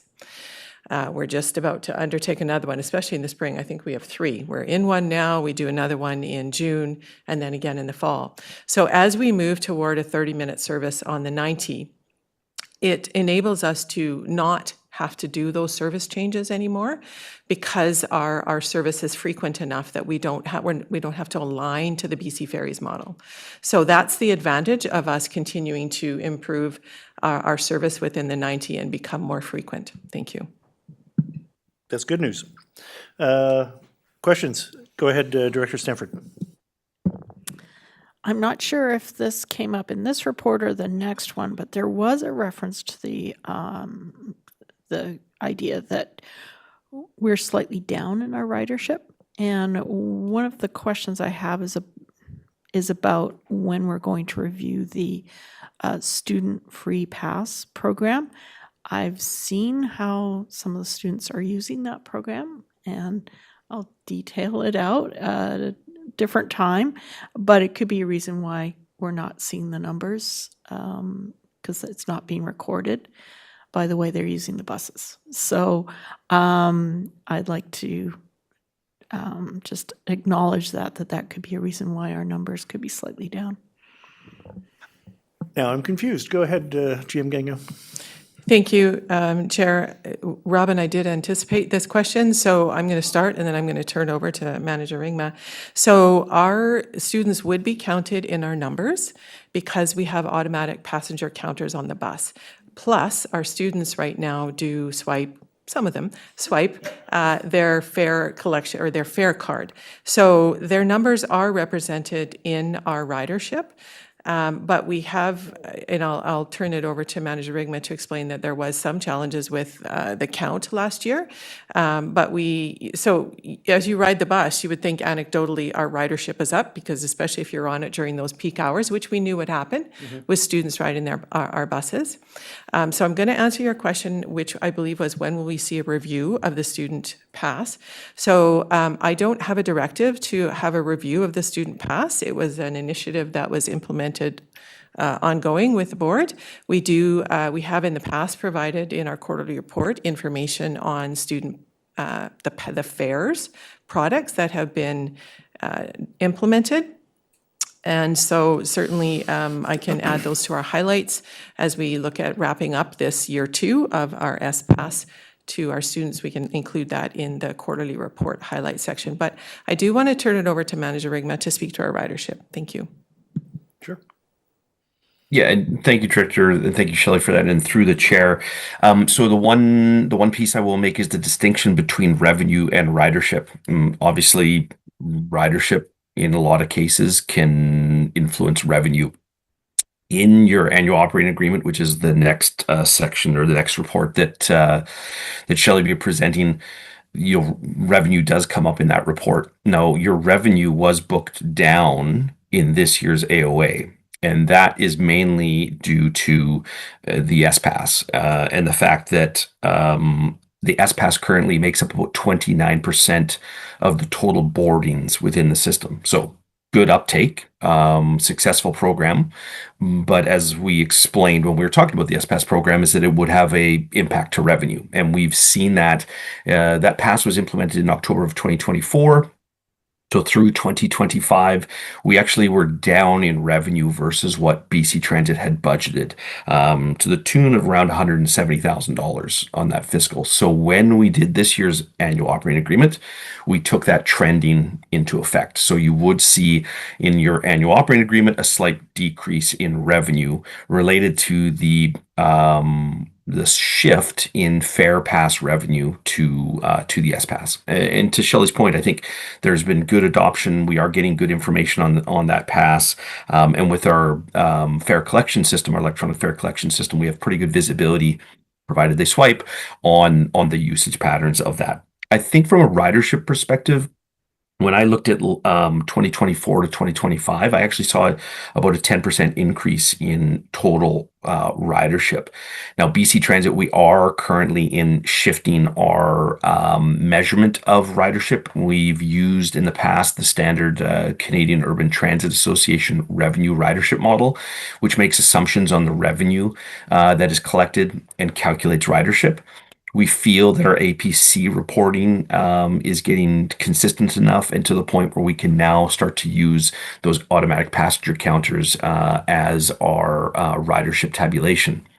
That being said, as part of our kind of scan of that, we did find that around I think it was 5 or 6 of our APC scanners on the Sunshine Coast were actually not working properly. So we've corrected that issue. We've got basically all of our buses now reporting correctly on APCs. And I think, yeah, what we'll move to as we move to this this change in kind of ridership tabulation using APCs, we'll be able to report that basically monthly out to staff. So I look forward to bringing further information to this board, maybe a little bit more frequent information, maybe quarterly reports on ridership and route level as well. So where those route levels are. But as this board already knows, the Route 90 and the Route 1 really are the two heavy lifters within the system, with the Route 2 kind of following as third in terms of total ridership. Thank you, Mr. Ringma. And the $170,000 in reduced income that we're experiencing, I'm looking at my property tax bill, and according to this, we've got a $9.2 million service that we're talking about. So that represents about 1.8% of the funding for that. Any other questions for our delegations here, or sorry, our staff? Yeah, thank you, Chair. Not a question. I was just going to put forward the recommendations on page 139 and 140.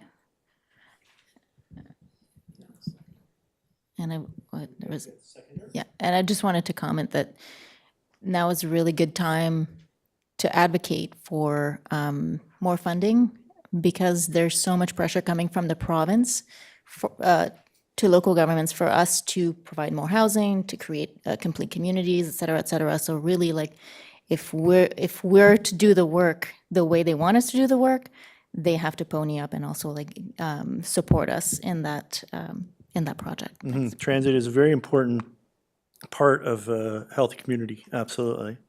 Go ahead, Director McMahon. I have lots of transit questions, but in view of the fact that we have an agenda here, I don't want to get too far off the topic. I hope that there will be lots of information in the next quarterly report so that we can dive in a bit, because I'm interested in the trends and transit users here on the coast. Sorry, Director Inkster, go ahead. Yeah, thanks, Chair. So, as with a number of other issues that I talk about at this table, one of the big ones that I've been talking about is larger service to the west side of Seashelt. And it looks like, based on what our staff has presented and what Mr. Ring has presented, that wasn't all approved, or much of it was approved. And so that's still a missing link in Seashelt, as we have, as I mentioned earlier, we got 4,000 to 5,000 people because of the bus issues now. I'm adding another neighborhood in. So we're about 4,000 to 6,000 people that aren't serviced now, as much as I would like to see them serviced in Seashelt because of all the hills. So I thought my work was done on that issue, transit. I have water, rec, transit is what's important to me at this table, the big pushes. And so I'm not hearing that was done. So I'm wondering, is there any way the buses going downtown could pick up people going down Norwest Bay? Is there any way we can service that area? GM Danielle has an answer for you. Yeah. Thank you, Chair. I will note that certainly in year one, Route 2 is a priority, and moving the frequency from 60 minutes to 30 minutes at peak times. Yeah.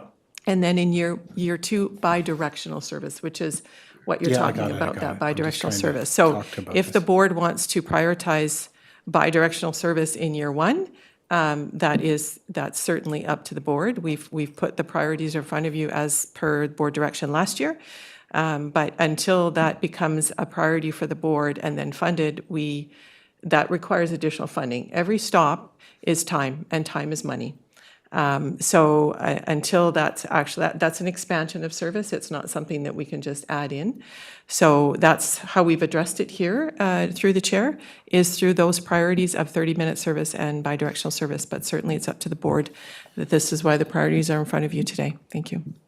Thank you. I think that's up to Director Inkster to sell us on this point.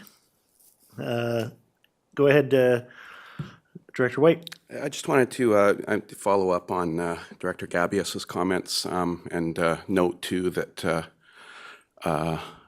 one advantage for the town of Gibson's in attending LMLGA is that we get to connect with our actual regional transit region there with Mr. Ringma. Whereas AVICC, whenever I go talk to my old friend Seth, we just chat about other things because they cover a whole different area. So that's one of the advantages of going to LMLGA for us, I'll point out, and we talked a lot about, already had a chance to ask him a lot of questions, and I really appreciate his availability there. Yeah, and one thing we did talk about is that the need for advocacy here. And I just want to speak to that right now and say that this really should be one of our regional advocacy priorities in the next year. It often tends to be kind of forgotten, neglected, I think, in advocacy. As Director Inkster mentioned, I think we often we often feel like we've done our jobs by, and really significantly we do. We're putting out a lot of funding commitment here. But then when the province doesn't come forward with their funding commitment, it's kind of like, oh, I guess we'll try again next year. But we need to spend some time in that gap of really lobbying the province to make sure that they know that this is a significant priority for our whole region here, and we're definitely putting in our commitment to it and indicating our prioritization of it on our side of things. So that's got to be a top headlining priority to take to our MLA, especially. So I just wanted to note that. Thank you, Director White. Director Gabias, go ahead. Yeah, thank you, Chair. And I just wanted to pick up on what Director McMahon was saying about the quarterly reports. So our new template for quarterly reports is quite condensed. Like, we don't have as much data as we used to. So I think it'd be important, maybe offline, to talk about what kind of information we expect in the next one. That would be helpful. Thanks. We have a motion on the floor. It's been seconded. And I'm looking for any other discussion on this motion. Otherwise, I'm going to call a question. Calling the question, all in favor? Very good. Any opposed? No? Okay. Thank you. Sorry, I had my microphone off. There we go. You want to just read out the vote then? The vote was, that passed? That motion passed? Yeah. Thank you. 4.2 is the final report on the transit operating agreement, and that begins on page 146 of our agenda. And we have all our transit folks right here in front of us. Would you like to introduce that for us, GM? Thank you, Chair. So similar to the report that you just reviewed, the adopting of the final annual operating agreement, or AOA, is part of an annual planning cycle. Every fall, staff and BC Transit sit down and we review a draft AOA, which is then used for us to be able to prepare our budgets, both the SCRD and BC Transit. And then we bring our budgets forward through your financial plan, which you have adopted. Due to the timing difference between budgets being adopted, we have to come back with the final AOA because we have to wait for the province to adopt their budget. And as Manager Ringma said, the province has fully supported the core or base funding. So as staff has reviewed the draft AOA to the final AOA, we see very little material difference and are not recommending any financial plan, and that we will be watching the variances across the year and reporting on quarterly variances as per our normal process. So we are certainly recommending that the board support the final AOA as presented on the recommendations on your report. And we're here to answer questions. Thank you. Director McMahon, go ahead. Just a little question. I'm very excited by the BEBs that are coming our way, the battery electric buses. But I fear they're going to land in the middle of the quiet period, which is the subject of another report on our agenda. I really think that's something we should celebrate when they get here. So hopefully that won't get lost in the noise of the election. Just dropping a gentle hint. I see your corporate officer just giving us that look. Yeah. Go ahead. Chair, thank you. It has been noted, and depending on when the buses actually get to the coast and we begin to implement, whether it has to wait till post-election and then we do some sort of public launch, it has been flagged by our team, and we'll work accordingly to the timelines. Thank you. Go ahead. And I'd like to move the recommendation on page 146. I see a seconder. If there's no other questions on it, I'm going to call the question. All in favor?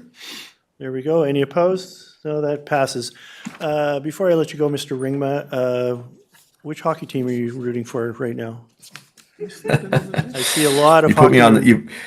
You put me on the spot. I wouldn't normally cheer for the Montreal Canadiens, but seeing they're the only Canadian team left, God willing, on Friday, we can stay in it.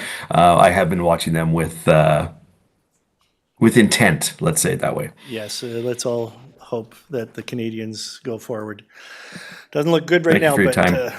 Thank you very much, staff. And we're going to move on to the Universal Metering Program Phase 3 Project Amendments Referred Recommendations, page 151. We have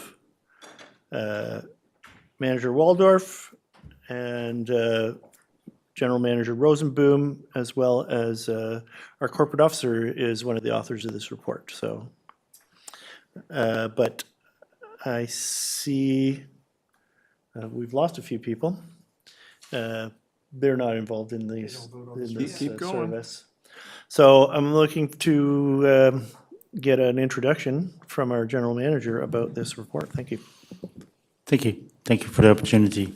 At the last committee of the whole meeting, the board adopted several of the recommendations as were presented at that time.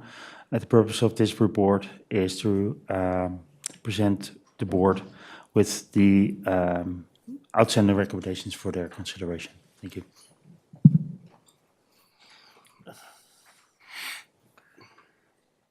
This one hurts a bit. Does anybody wish to speak on it? Want to go first? You're a brave man. Go ahead, Director Well, Toth. thank you, Chair. We had extremely extensive conversation on this the last time we saw it. Having had the 2 weeks to think about it, I'm still really struggling with, just approving the increase and moving on with our lives. I really do think we need to look at alternative service delivery for these remaining meters. And I know that, Director McMahon and I have talked about this a bit. We actually have a motion. I'm not quite ready to move it because I think I want to hear from some of the other directors first. But if we move forward with this project as it is, I would want to see that lift funded from reserves, capital reserves, rather than just adding to the debt. But I think we should look at a cheaper way of delivering the final meters. And for installations where maybe it's not possible without spending tens of thousands of dollars, maybe these properties stay on flat rate billing until such time as, they have to replace their water line anyways, or the property gets redeveloped, things like that. So that's my thoughts on it. Director McMahon has thoughts as well, so. Go ahead, Director McMahon. Yeah, I'm just concerned about the cost of delivering these last few meters. It's hard to justify, and we've got so many costs coming at us. We just had a $133 million report earlier this morning. Sometimes maybe we need to find a solution that is good enough. It's not the perfect solution, but maybe that's where we need to go right now.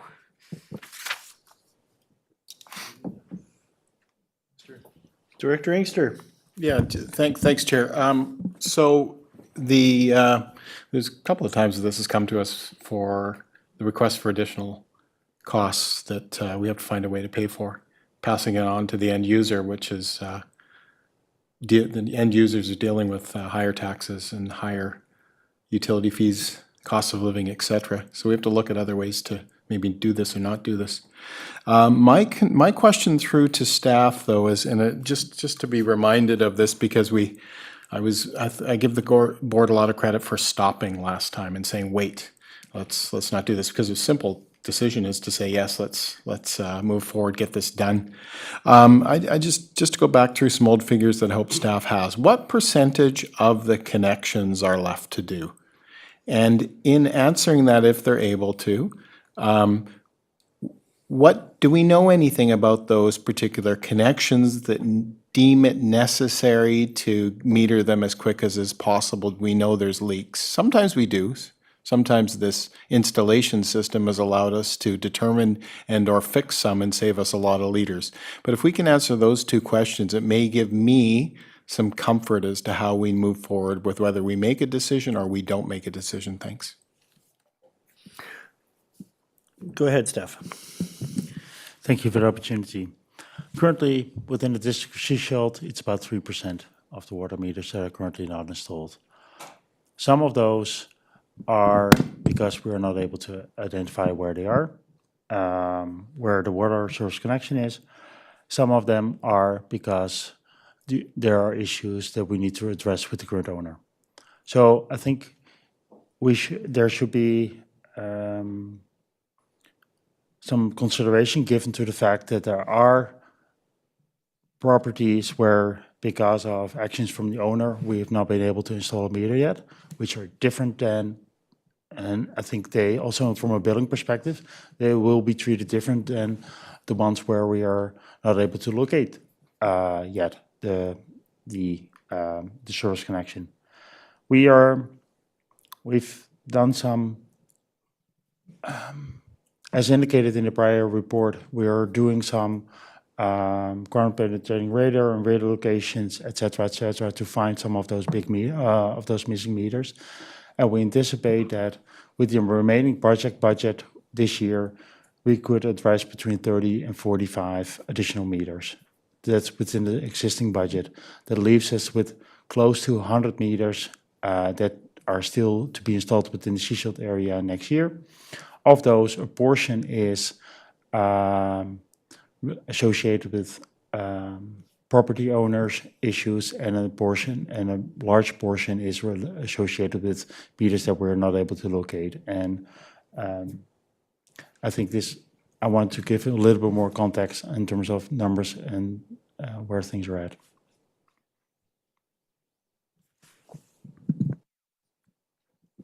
Director, oh, okay, go ahead.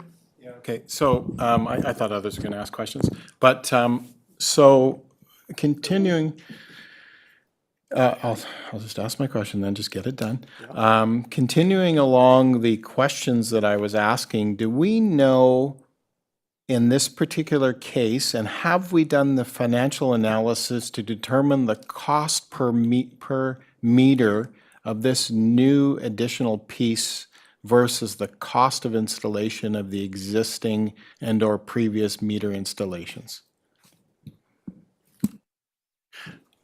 General Manager.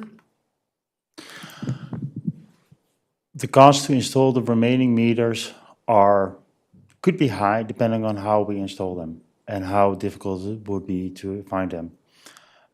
Indicated in the past, the ground penetrating radar and radio location is really turns out to be a really cost-effective measure to find leaks that to find the source connections that we're not able to find yet.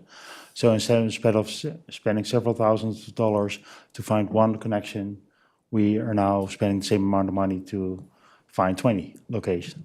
So Manager Waldorf presented last time a graph where the cost per meter was actually going down in the last phase, and I think that's the phase where we're in right now. So how far down they go, that will depend on the amount of meters we can easily locate and find. But it's the installation cost per meter is only getting cheaper moving forward, because as well as that we pivoted from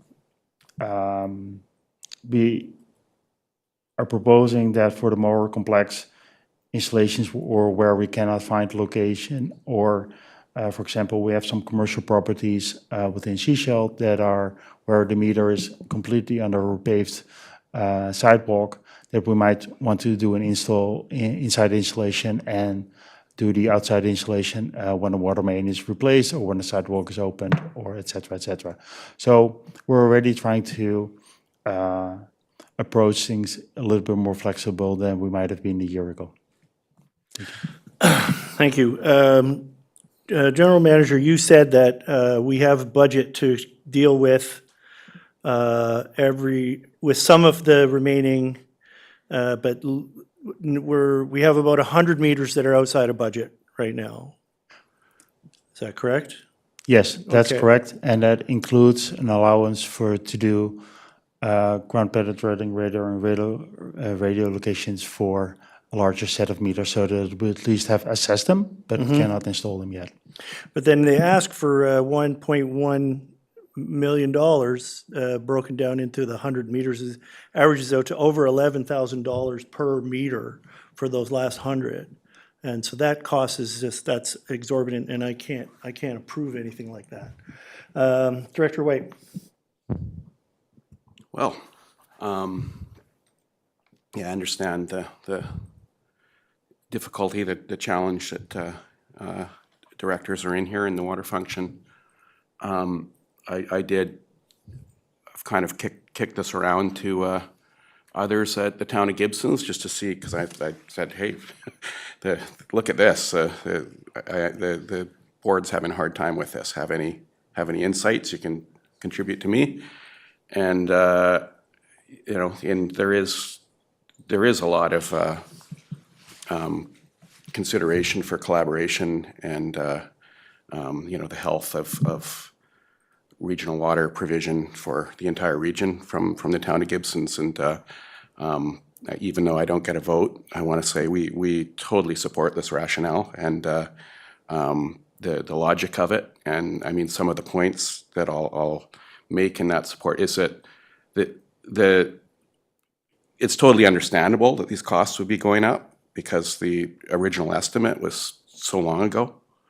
And I mean, we've seen our infrastructure costs shoot up in just the matter of a year, let alone like 5 or 6 year more from since when this project started and the estimates for it. So it is a hard cost to swallow, but it's understandable considering the inflation of these kind of infrastructure costs over the years. But moreover, I think it's a really worthwhile investment from the town's perspective, in our experience. And as your staff has brought up, as our staff has brought up, the leak detection, the billing accuracy is really important. And also license reporting requirements to the province too is another piece to this that they're going to want to have some certainty and measurements of the whole system. So we definitely are, from our perspective, this is a good investment, and we'd encourage the board to suck it up, just like we're all having to do for a lot of infrastructure investments. And it's we feel you, because we've got we're obviously dealing with tax increases right now, tax bills going out to citizens who are seeing increased costs for, in our case, the big jump is drainage infrastructure, among other infrastructure costs. But it really, this is an investment that is crucial for our communities in the long run.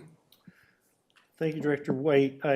I have to say that I absolutely agree that metering as close to 100% of our service is crucial.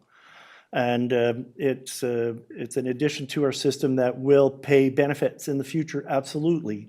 My issue with the recommendations as they appear right now is there's no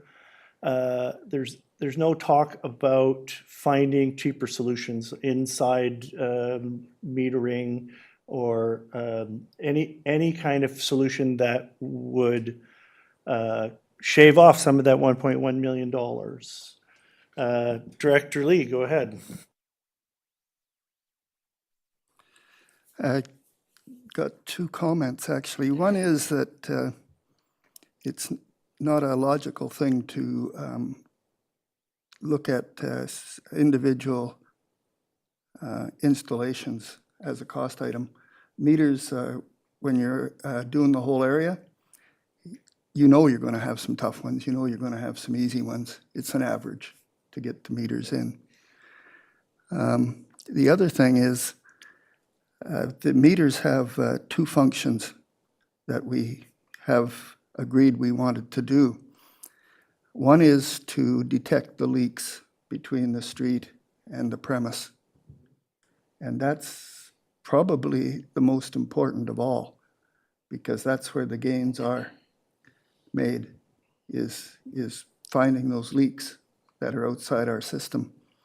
The other one is volumetric billing, but the way we're doing it right now, we're encouraging it, but we haven't got down to the nitty-gritty of using volumetric billing to its full effect to reduce the usage, which we want to get to as soon as possible as we gain more experience. So I can't see anything other than just we have to accept it and go for it. This is up to a 30% savings in our water. This is very important. And we are seeing those kind of savings in the Pender areas now. And we need to get to that as quick as possible throughout our system, I believe. So that's my thoughts on it. And yeah, it's a tough one to swallow, but that's just the cost of doing business. I'm going to go to Director Gebias. Yeah, thank you, Chair. And I think like we're all, this board, I believe, is all in agreement that we need to install those meters. That's not a question, and it's not a question on the table either. But I understand like the rub is like there's a small portion of meters that remain to be installed. They're very expensive to install. Are there cheaper ways that we could go about doing it? And I believe I just heard from staff that they're looking at a more flexible approach. So I guess my question to staff is, should we go ahead with the recommendations? Will staff still look for ways to reduce the costs by, like indoor installs, et cetera? Or does this need to be a specific direction from the board? Thank you. Director or General Manager Rosenbaum, if this motion in front of us passes, you will look for cost savings, I imagine. Thank you, Chair. I think staff will always look for cost savings, and I think based on the conversations with to date and the work completed to date in terms of the GPR and the anticipated effect of that in the upcoming months, I'm pretty confident that the ultimate number will be much lower than the current 1.3 that's set. How much lower, we don't know yet. So that's why the proposal, the number that's currently listed is the upper max. But I think that the ultimate installation cost will be substantially lower. So any direction from the board could be useful in that respect. In terms of the benefit of the leak resolution program, I just wanted to exemplify a very recently installed water meter resulted in a homeowner within the district of Sechelt that he thought that he had a spring in his garden since he bought the house. It turns out to be a 90,000 liter per day leak that was resolved. And there was a recent installation. So just one example of the amount of water that can be found by an installation of 1 meter. So I leave that for the board's consideration, but more to say in terms of the maximum amount of funding. Yes, we will always strive for alternative, cheaper ways of finding, of getting the meters installed at the moment. And yeah, thank you. Thank you. Director McMahon, go ahead. Yeah, kind of a comment. How will you report back to us? If we pass this, how will you report back to us on the actual savings? Because we often, have like budget recommendations come to us or something that say that we'll save money, but we never get the report back showing how much money we saved. All we hear about is the cost overruns, which of course come to us. So it always feels like, a cascading series of overruns. So is there a way that we can get a report back to quantify savings that have been realized through programs and innovations that we undertake?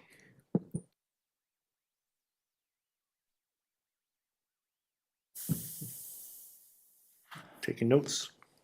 Thank you for the question. The quarterly reports are, I think, a good means of doing it. I think the next quarterly report is scheduled to be presented to the board in July, as far as I know, and we could ensure that there is an update on that in one of the highlight sections for our department. Thank you. Thank you, Jim. All right, Director Toth, I think you're going to help us move forward. Maybe I've got one more question first. The GM mentioned that one particular property in Sechelt with the 90,000 liter a day leak, and I'm assuming that's in the supply between, where the meter was installed and the first shutoff in the house. I will just assume that because it's not really my question. I guess the question that I've got is what efforts we hear a lot from our constituents about.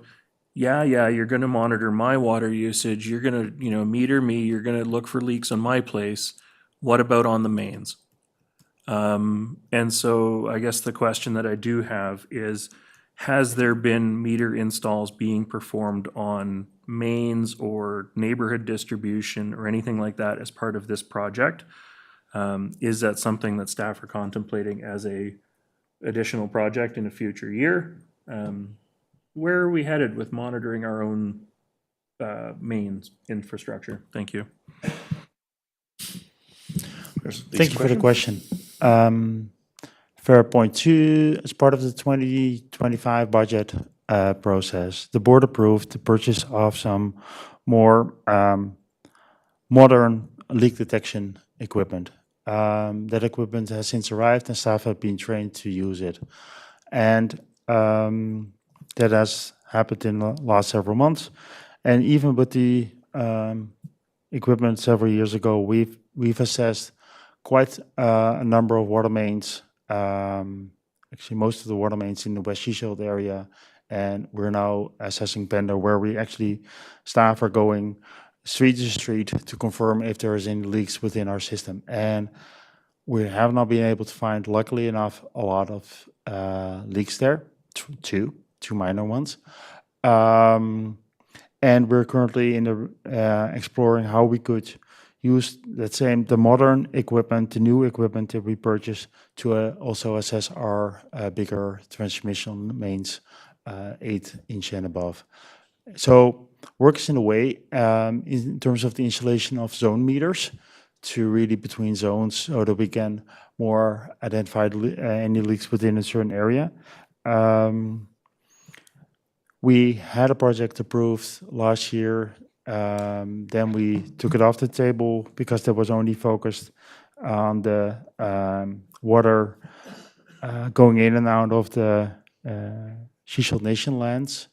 And we're definitely considering, as part of our water efficiency plan and water efficiency approach, to install zone meters to bring forward zone metering as a more water system-wide approach in upcoming years. Thank you. Good. Director Toth. Thank you, Chair. I mean, I'm struggling with this. The points that Director White and Director Lee made, very valid, very true. I don't disagree with any of it. We're hearing of other communities that are doing indoor installations, and their entire program cost is a fraction of what we're paying. Entire program installation is basically the overrun that's being requested here. I'm going to take a stab at a motion. This is one that I did email to the directors during this meeting, but the recording secretary's got it. This is one that Director McMahon and I worked on. Honestly, at this point, I could take it or leave it, but I'm still going to try it.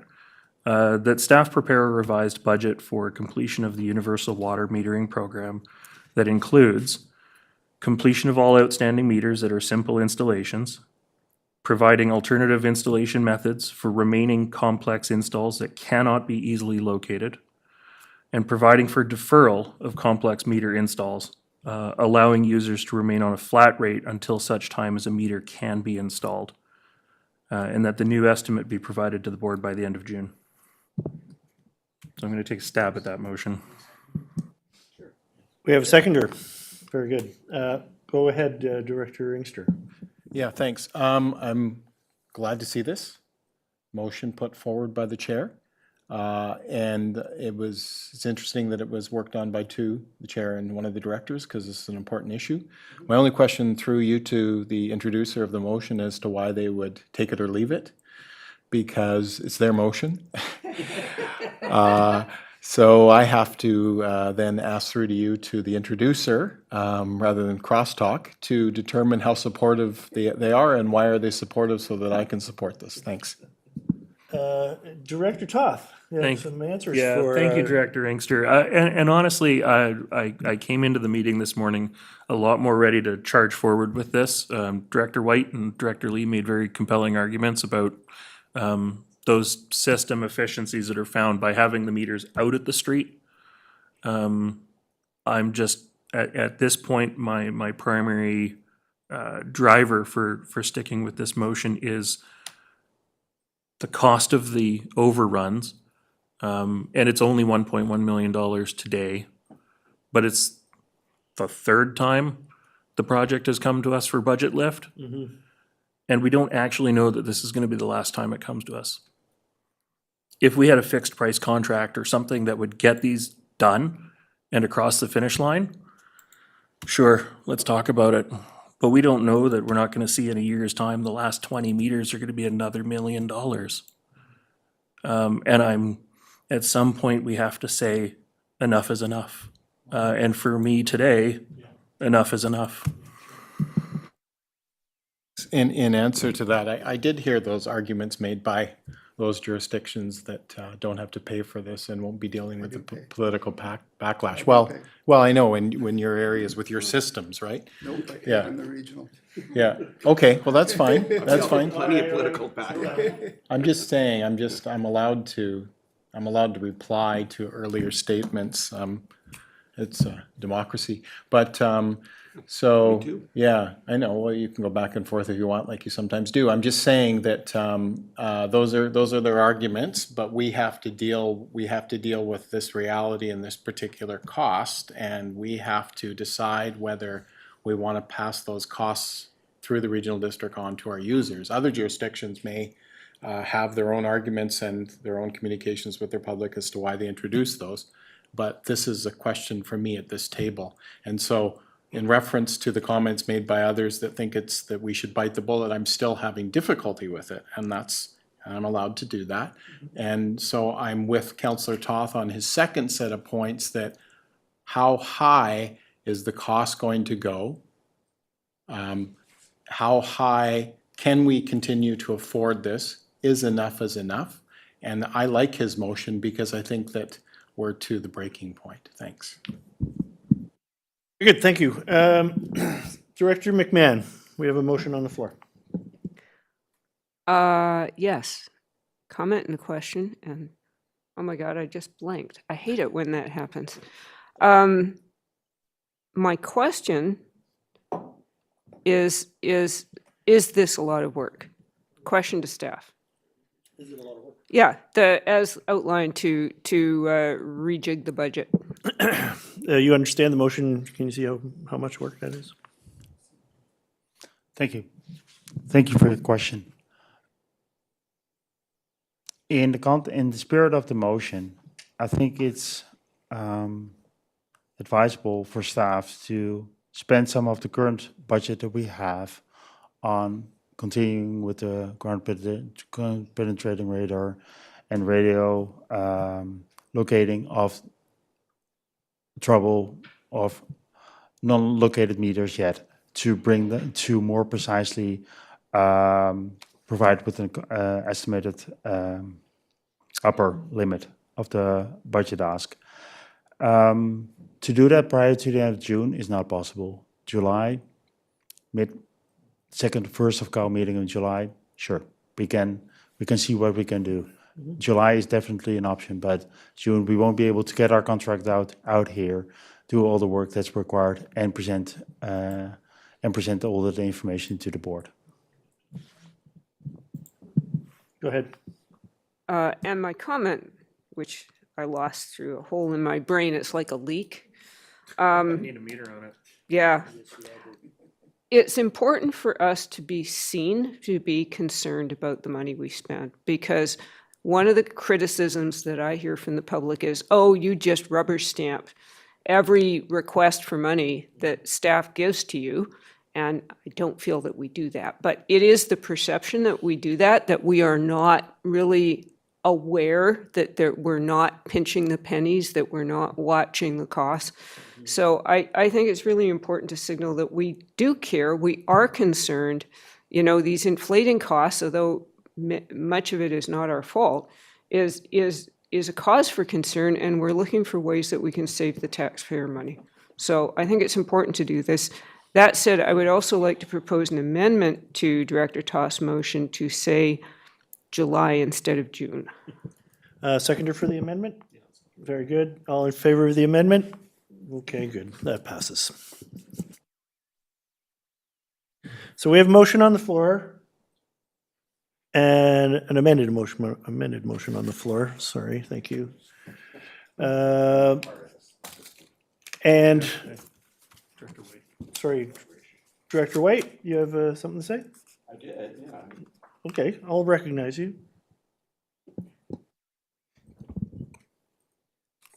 I just want to, I want to state again, the town of Gibson isn't part of the function. We totally understand that this is a hard pill to swallow when costs increase, because we're dealing with it too, because we already have meters. We're having to replace all those meters right now. That contributes to our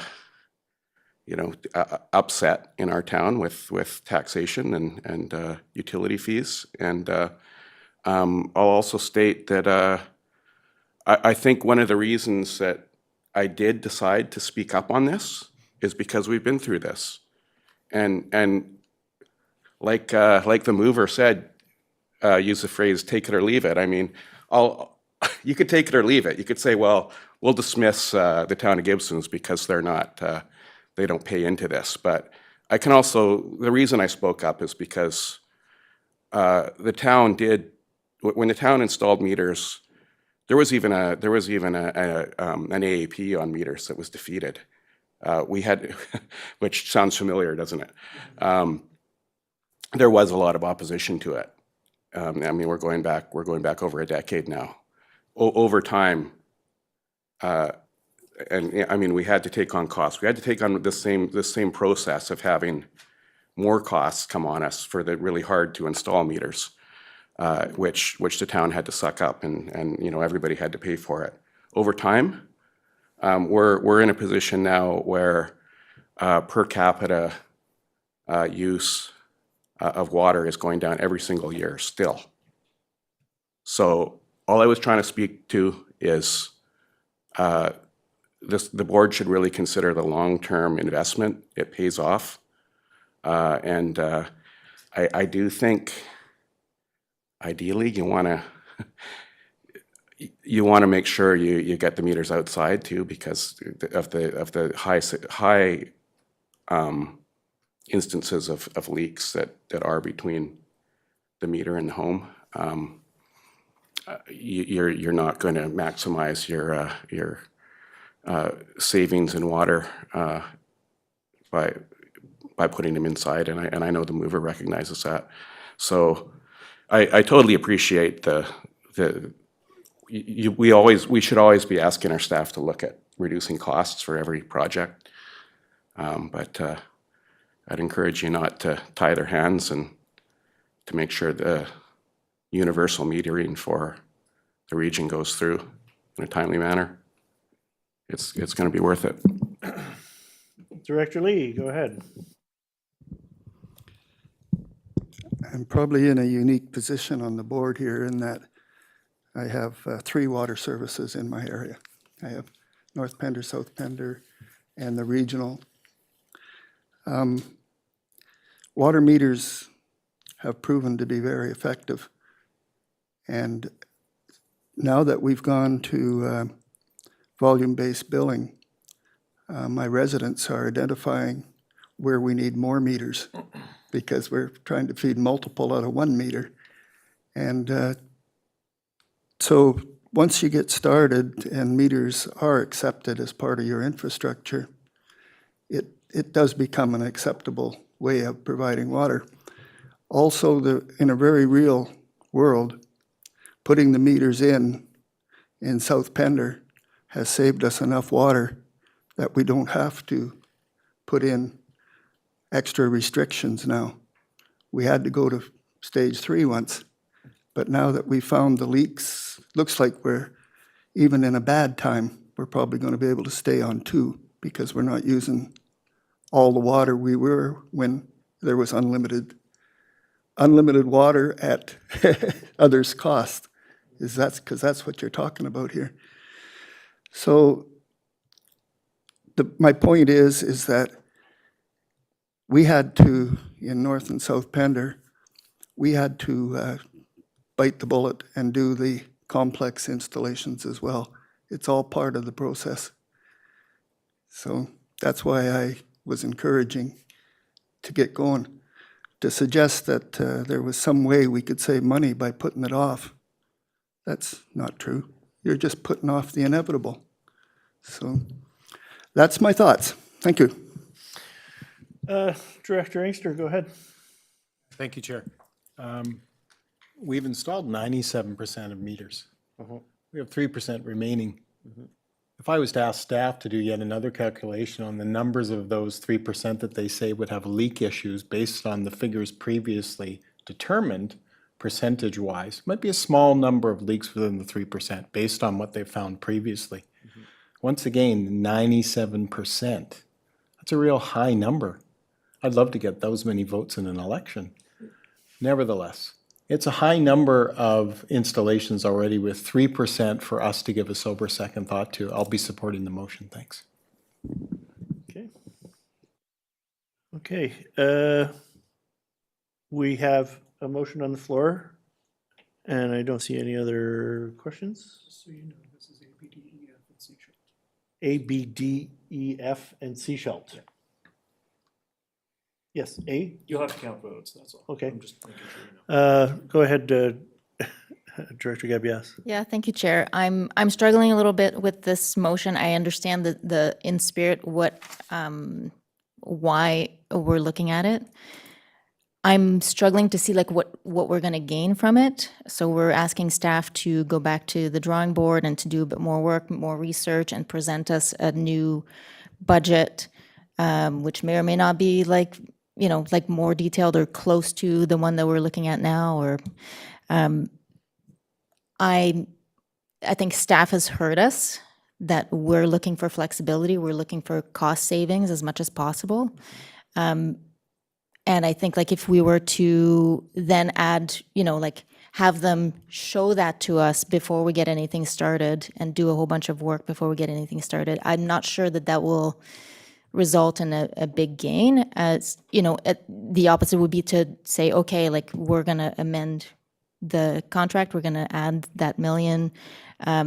Keep in mind that this is a lot, and we're not cool with it. Like this is a lot of money, and if you can find some savings, as I think they do naturally, I think staff always looks for cost saving measures. So I'm just struggling to see like what are we going to gain from that extra report, extra work from staff.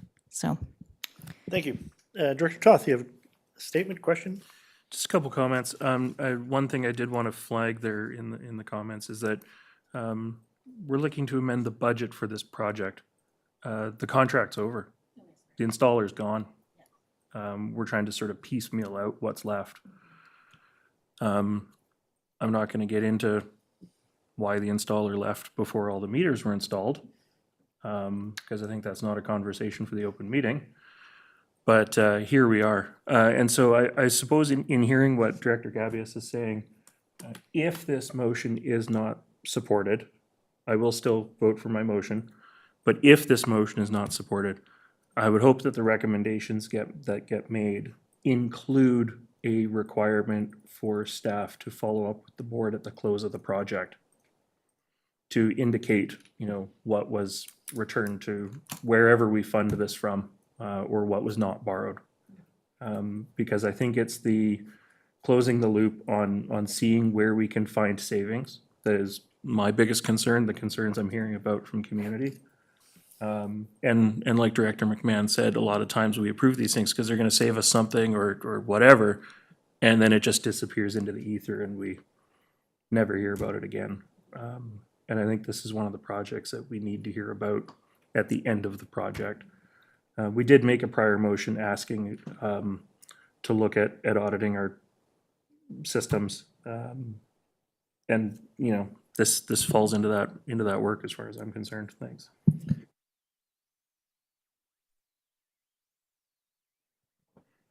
I think it's important that we all weigh in on this because it is so critical. There are so many good arguments on both sides, and I don't think anybody's taking this lightly. Third increase, it's hard to take, and you are hearing about it a lot more. I'm not sure that this is going to be the benefit we think it is. In the long term, I want to see that we're saving water across the board, and that we can get back those savings from a consistent system that we trust, that everyone is participating in it. Also, another part that I don't really see addressed is there may be properties where it's not the infrastructure, it's not being able to find it, it's that the landholder is the one that's in the way of installing this. And so that also is a part of this equation. At this point, I'm not going to support this motion. Director McMahon, go ahead. Quickly, we have a tendency as a board to have these discussions and then not to make any motion, to sort of look at staff and say, well, you sort of understand what we mean, right? And then when we go back later, a year or two later, to try and figure out what we said, we can't remember. So I think we should more often make motions that make our intent really clear. Mm-hmm. Very good. And we have a motion on the table, and I don't see any other hands up. So I'm going to call the question. All in favor? 1, 2, 3. All opposed? 1, 2, 3, 4. So that motion is defeated. So we'll go back to the motion that has not been brought forward on page 151. I would move to make an amendment to the motion. Nothing's on the floor. Just make whatever motion you want. Dude. All right. I would make a motion based on what appears on page 151, and but the final three words of the first part of the recommendation that read long-term debt. I would want that struck and replaced with reserves. Well, you're not funding $7 million Sorry. from reserves. Right, not funding. Okay, so the idea for the change in the motion is to fund the increase in the budget lift through reserves. Go ahead, General Manager. I think the exact wording for that is already included in the original staff report on option 1B on page 159, number 1.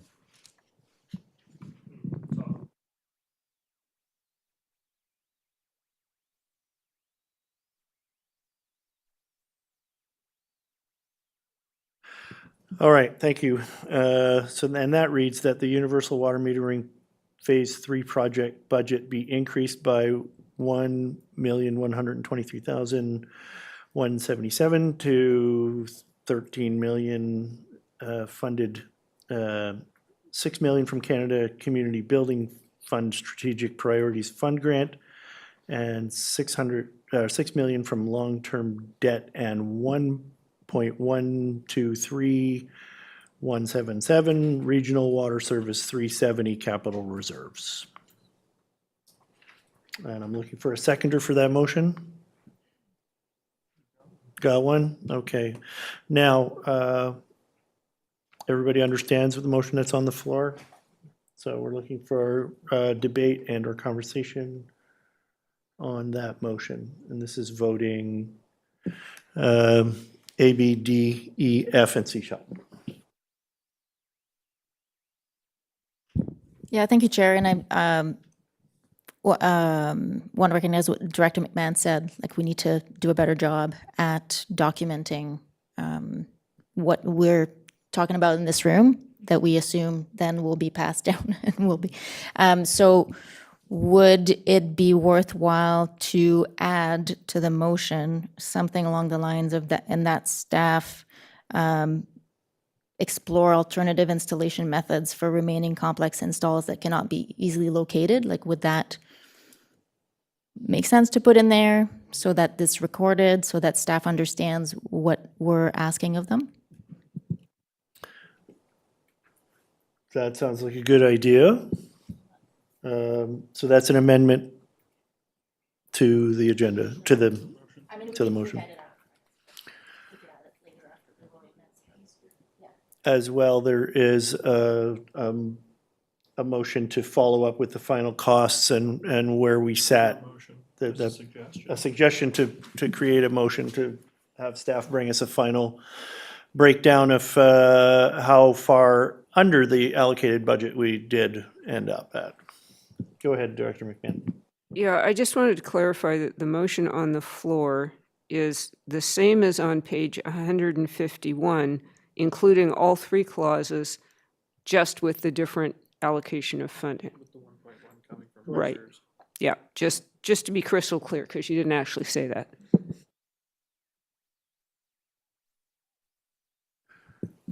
Very good. Okay. I see no other hands, so I will call the question. All those in favor? Any opposed? That passes. I will make a further motion that this be brought forward. It's already there, dude. Oh, it's already there. Sorry. I was handed pieces of paper. So that was not easy. Go ahead, Director McMahon. I just wanted to know if Director Gabius wanted to make a further motion about reporting back and about cost savings.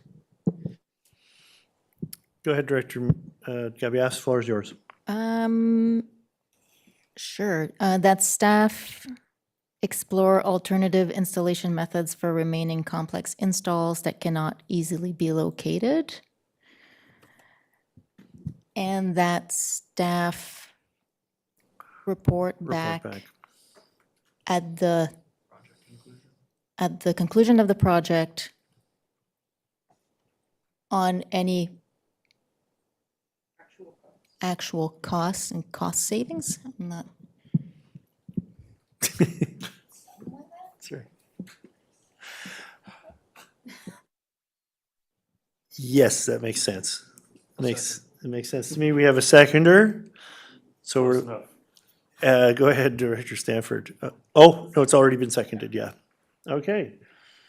So the board understands the motion. Very good. Seeing no other hands, I'm going to call the question on that. All in favor? Very good. Any opposed? No? Okay, good. That's fine. I think we've dealt with this for now.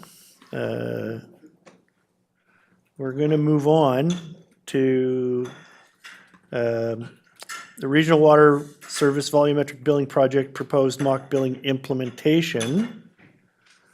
That is section 4.4. Manager Doyle, Manager of Asset Management. I would like an introduction on this, and this is for decision. There is a recommendation on page 167. Oh, yeah, there's a bunch of recommendations.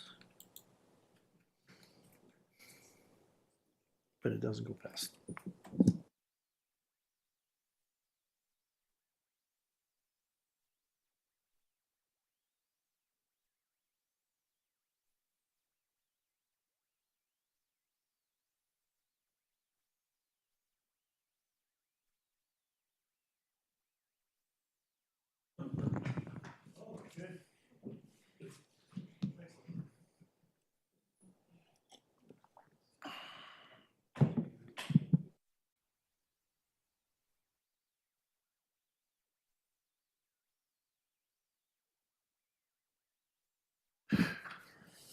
Ready to rock and roll? Thank you, Manager Doyle. Go ahead. Awesome. Thank you. Good afternoon. I've put together a quick slideshow to help explain the report in front of us today. Much of this will likely look familiar. We've built upon the work we have done to implement volumetric billing in North and South Pender. I want to highlight that the biggest difference between today's presentation and last year's for North and South Pender is the availability of the data that we had to conduct the analysis. Consumption data for the phase 3 water meters only became available in Q3 last year. While we are confident in our analysis, there's certainly a greater chance that the rates presented today will change when we come back in December to present actual volumetric rates. So the decisions that have informed the rate structure have been made over the last several years. Recommendations from consultants, industry standard practices, guidance from other jurisdictions, from the lessons they've learned. These have led us to aim for a gradual implementation to ensure the transition is smooth. From our perspective, the SCRD, it is very important that we collect enough revenue to operate the system. And we recognize that for many residents, this kind of change can be stressful, especially where there is uncertainty. We heard a desire to provide cost savings for low volume users and introduce conservation incentives for the high volume users. The consumption allowance helps us to achieve this while still ensuring that essential water usage doesn't result in large fluctuations in residents' water bills. The use of the BC assessment property classifications provides an easy framework to allow conservation incentives to be catered to specific property types without imposing additional administrative strain on the SCRD. This rate structure defines each connection in the regional water system by its property classification and its meter size. Every connection will fall into the categories on the screen here. Initially, we've proposed no variation in rates across property classifications, but we know there's a desire for flexibility going forward, and this is provided by that rate structure. Moving along, the proposed consumption allowance is something we've know continues to raise a lot of questions in the community, so I wanted to add a slide on this just to discuss it. This consumption allowance especially helps ease the transition as we begin with a high ratio of fixed costs to start. It helps to reduce fluctuations across bills, and it helps to ensure the volumetric rate is significant enough to incentivize efficient water usage, such as the adoption of efficient water fixtures, without having to administer a rebate program. The consumption allowance will be reviewed annually, and it can be adjusted over time to the point that it's eliminated if we wanted to move to a pure volumetric rate.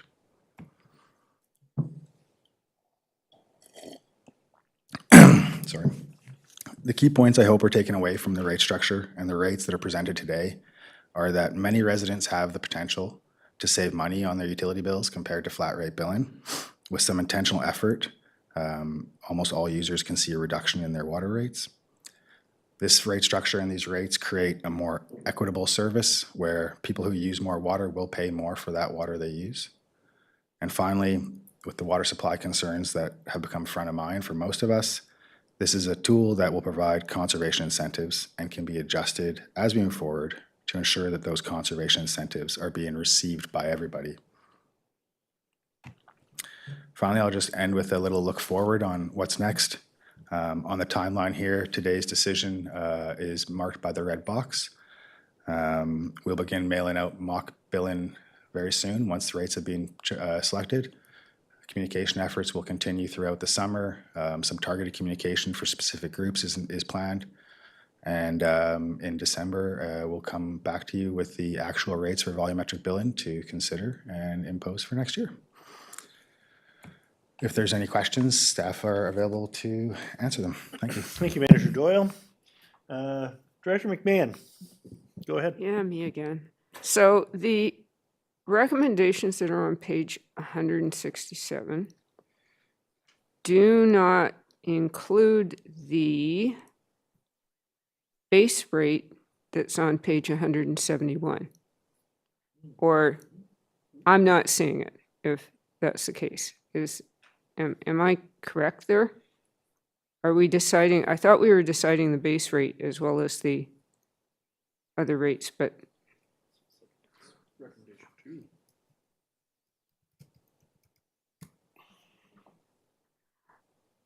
so is that a base rate that's divided into quarterly amounts? Ah, no wonder I got confused, because yes, on the table we were looking at the annual rate. Right. Okay, and I'm just going to say that I am torn. On the one hand, I would like to set it lower, $6.50. On the other hand, I'm concerned that we have so many costs coming at us to operate our water system that it would be really awkward if we reduced the rates and then had to, a year or two later, start raising them again. So I'm wondering if we went with a slightly higher rate, like $700 a year, that we could then institute a freeze for 5 years and say that we will not raise your rates for 5 years. And then that would give, because you talked about certainty, and I think that's kind of important, that people should know what to expect. So I'm sort of on the fence, and I'm wondering if staff have any comments on the pros and cons there. Manager Doyle, go ahead. Thank you for the question. I think at this point with the mock rates, there's some flexibility going forward, and considering a freeze later on would be more suitable once we have a full set of data for a year. My main concern with the suggestion would be the lack of comprehensive data across several different years with different temperature ranges and weather conditions. To guarantee a freeze just is a risk for the SCRD. Go ahead. I realize that we are not maybe yet in a position to consider a freeze, although it's tempting, especially if, it's the next board makes that decision. Ha ha ha. But I just was thinking that the 700 might give us more room for maneuvering, is my concern there. I know that myself, I'm a a low user and looking forward to some savings, but I know that we need data and we need the money in this system to make sure that the system doesn't collapse. If everybody stops using water, then we're just going to run out of money to keep the infrastructure up if we're not careful about the way we do this. Other questions for Manager Doyle? Oh, okay. Go ahead, Director Toth. What? Yes. Well, Yeah. Thank you, Chair. Not a question for Manager Doyle, more just a general comment in that I think I mentioned it when we talked about the Pender rates is like eventually I'd like to see us sort of flip the script here where most of the revenue is coming in volumetrically. But, you know, staff did a very good job previously of explaining why. I think I used the term we have to sneak up on that goal. And I think that is true in this case as well. I guess the question that I've got based on what I'm seeing here, and I'm surprised I'm the one raising it, is there's no discussion about anything different potentially for farm class. I'm really surprised I'm the one that's raising it, to be perfectly honest. And so I'm just wondering if mock billing at this stage, if it's just going to be sort of static to get people sort of understanding what their costs might look like. And then as part of that feed in at the end of the year, if there will be an opportunity to consult with the Farmers Institute or One Straw or whoever to look at whether there should be adjustments based on agricultural use. The problem I see is that if we're only using BC assessment class, we can't differentiate between food producing and like pot growers. I'll leave it there. Thanks. Any insights from the manager? No? Oh, GM Rosenboom. Thank you. Thank you for the opportunity.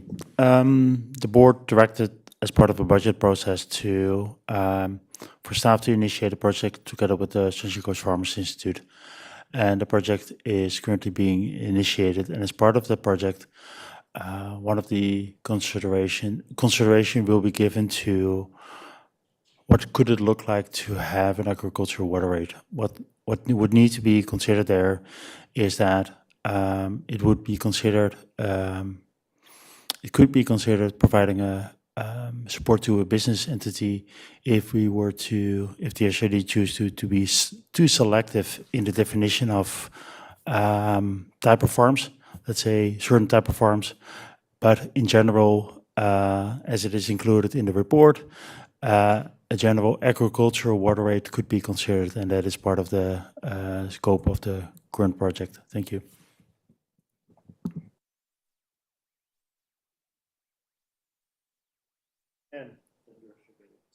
As much as it is an enticing rabbit hole, I think now is not the time. And as was noted, the Farmers Institute is working with the SCRD, and I think a proposal will be coming forward. But it's a small number of properties, so let's move this along. As my and the other thing I was going to note about setting the water rate a little higher was it was the experience of the town of Gibson's that they realized more water savings than they had anticipated, and then they had to turn around and raise the rates. And so I'm just feeling a little nervous that it would be awkward if we didn't learn from their example. Yes, go ahead, Director Gabb. Yes. Yeah, thank you. And not wanting to go down a rabbit hole, but considering commercial farms are already paying volumetrically, I'm a bit curious as to how, what the difference would be on the current model and this one, but to be determined. I guess my observation is we're looking at either a lower base rate, like a $50 less, $6.50, and then a higher rate for the additional cubic meter. So anything more than 46 cubic meter would then be $3.25.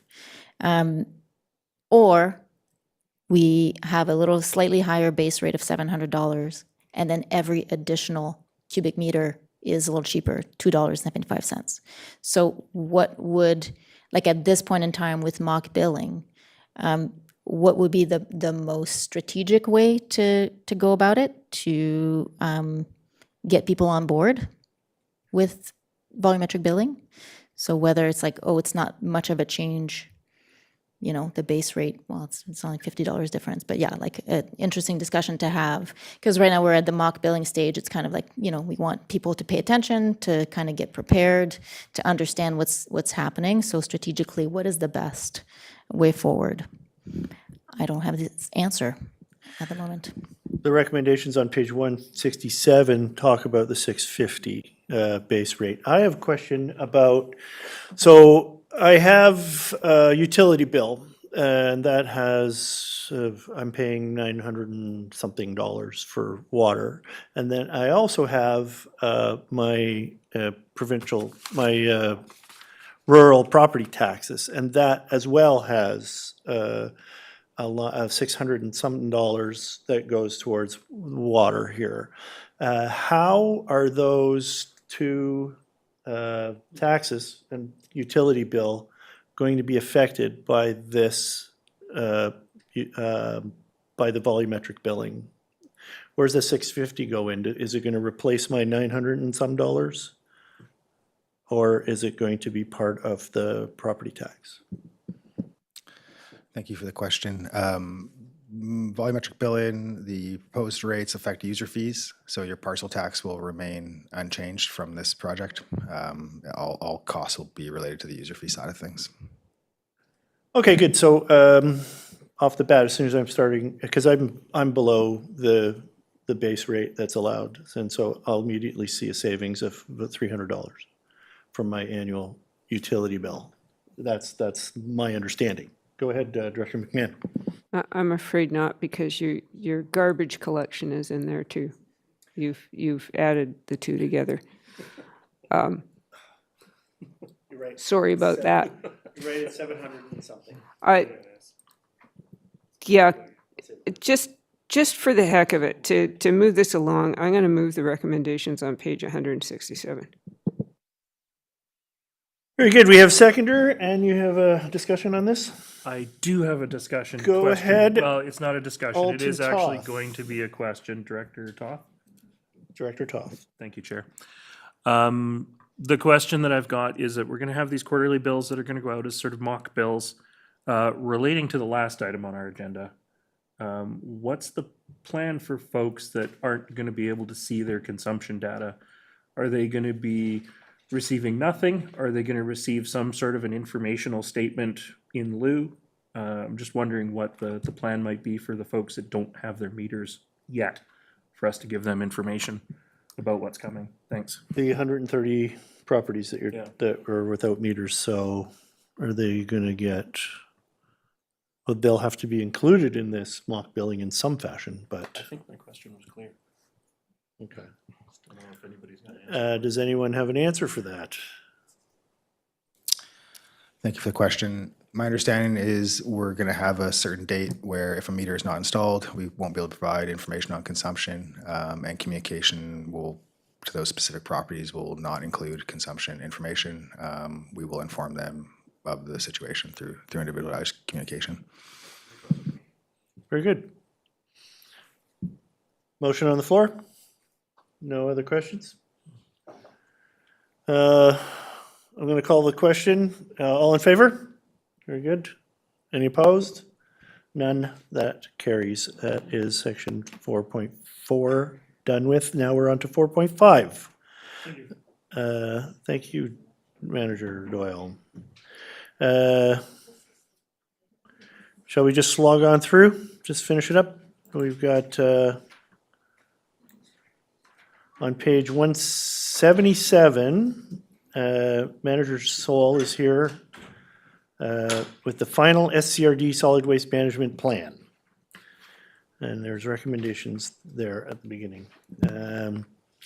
Is there an introduction for us? Go ahead, Manager Soul. Yeah, thank you. The report before the committee today presents the final 2026 Solid Waste Management Plan for consideration and approval for submission to the Minister of Environment and Parks. Over the past 3 years, staff, consultants, and the Public and Technical Advisory Committee have completed the provincially required update process, including technical studies and extensive engagement with the community.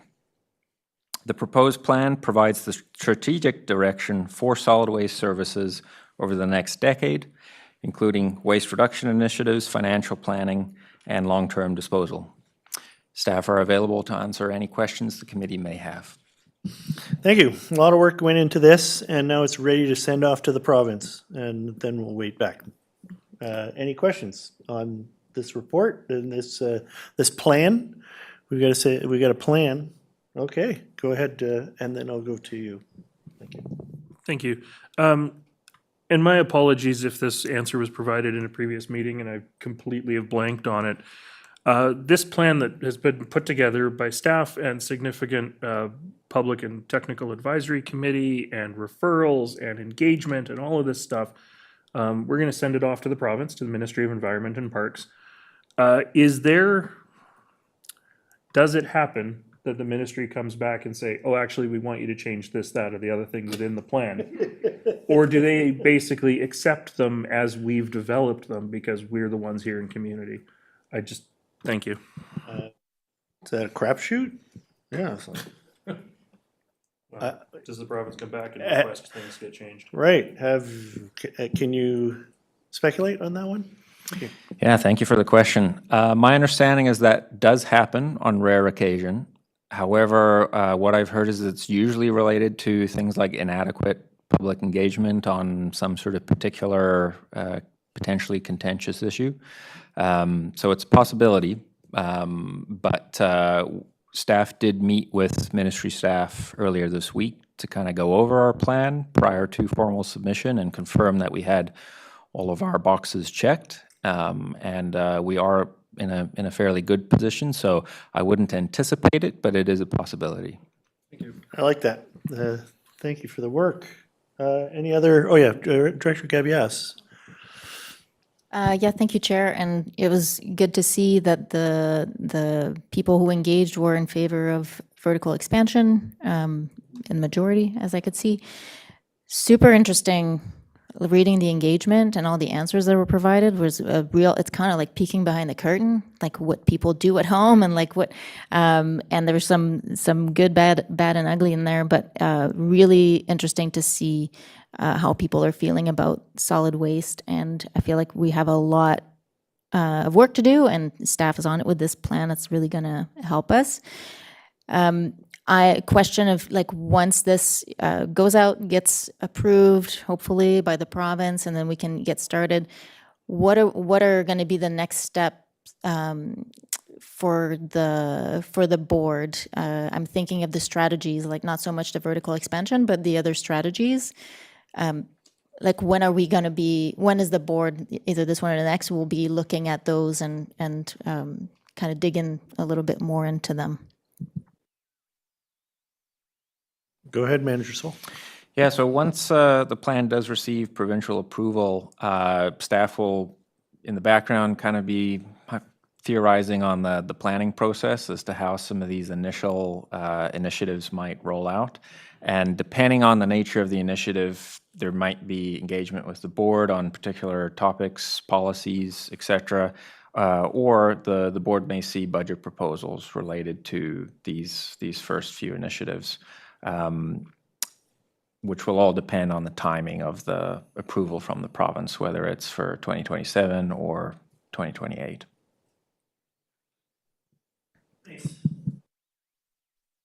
Sorry. Thank you. Any other questions on this? We're good.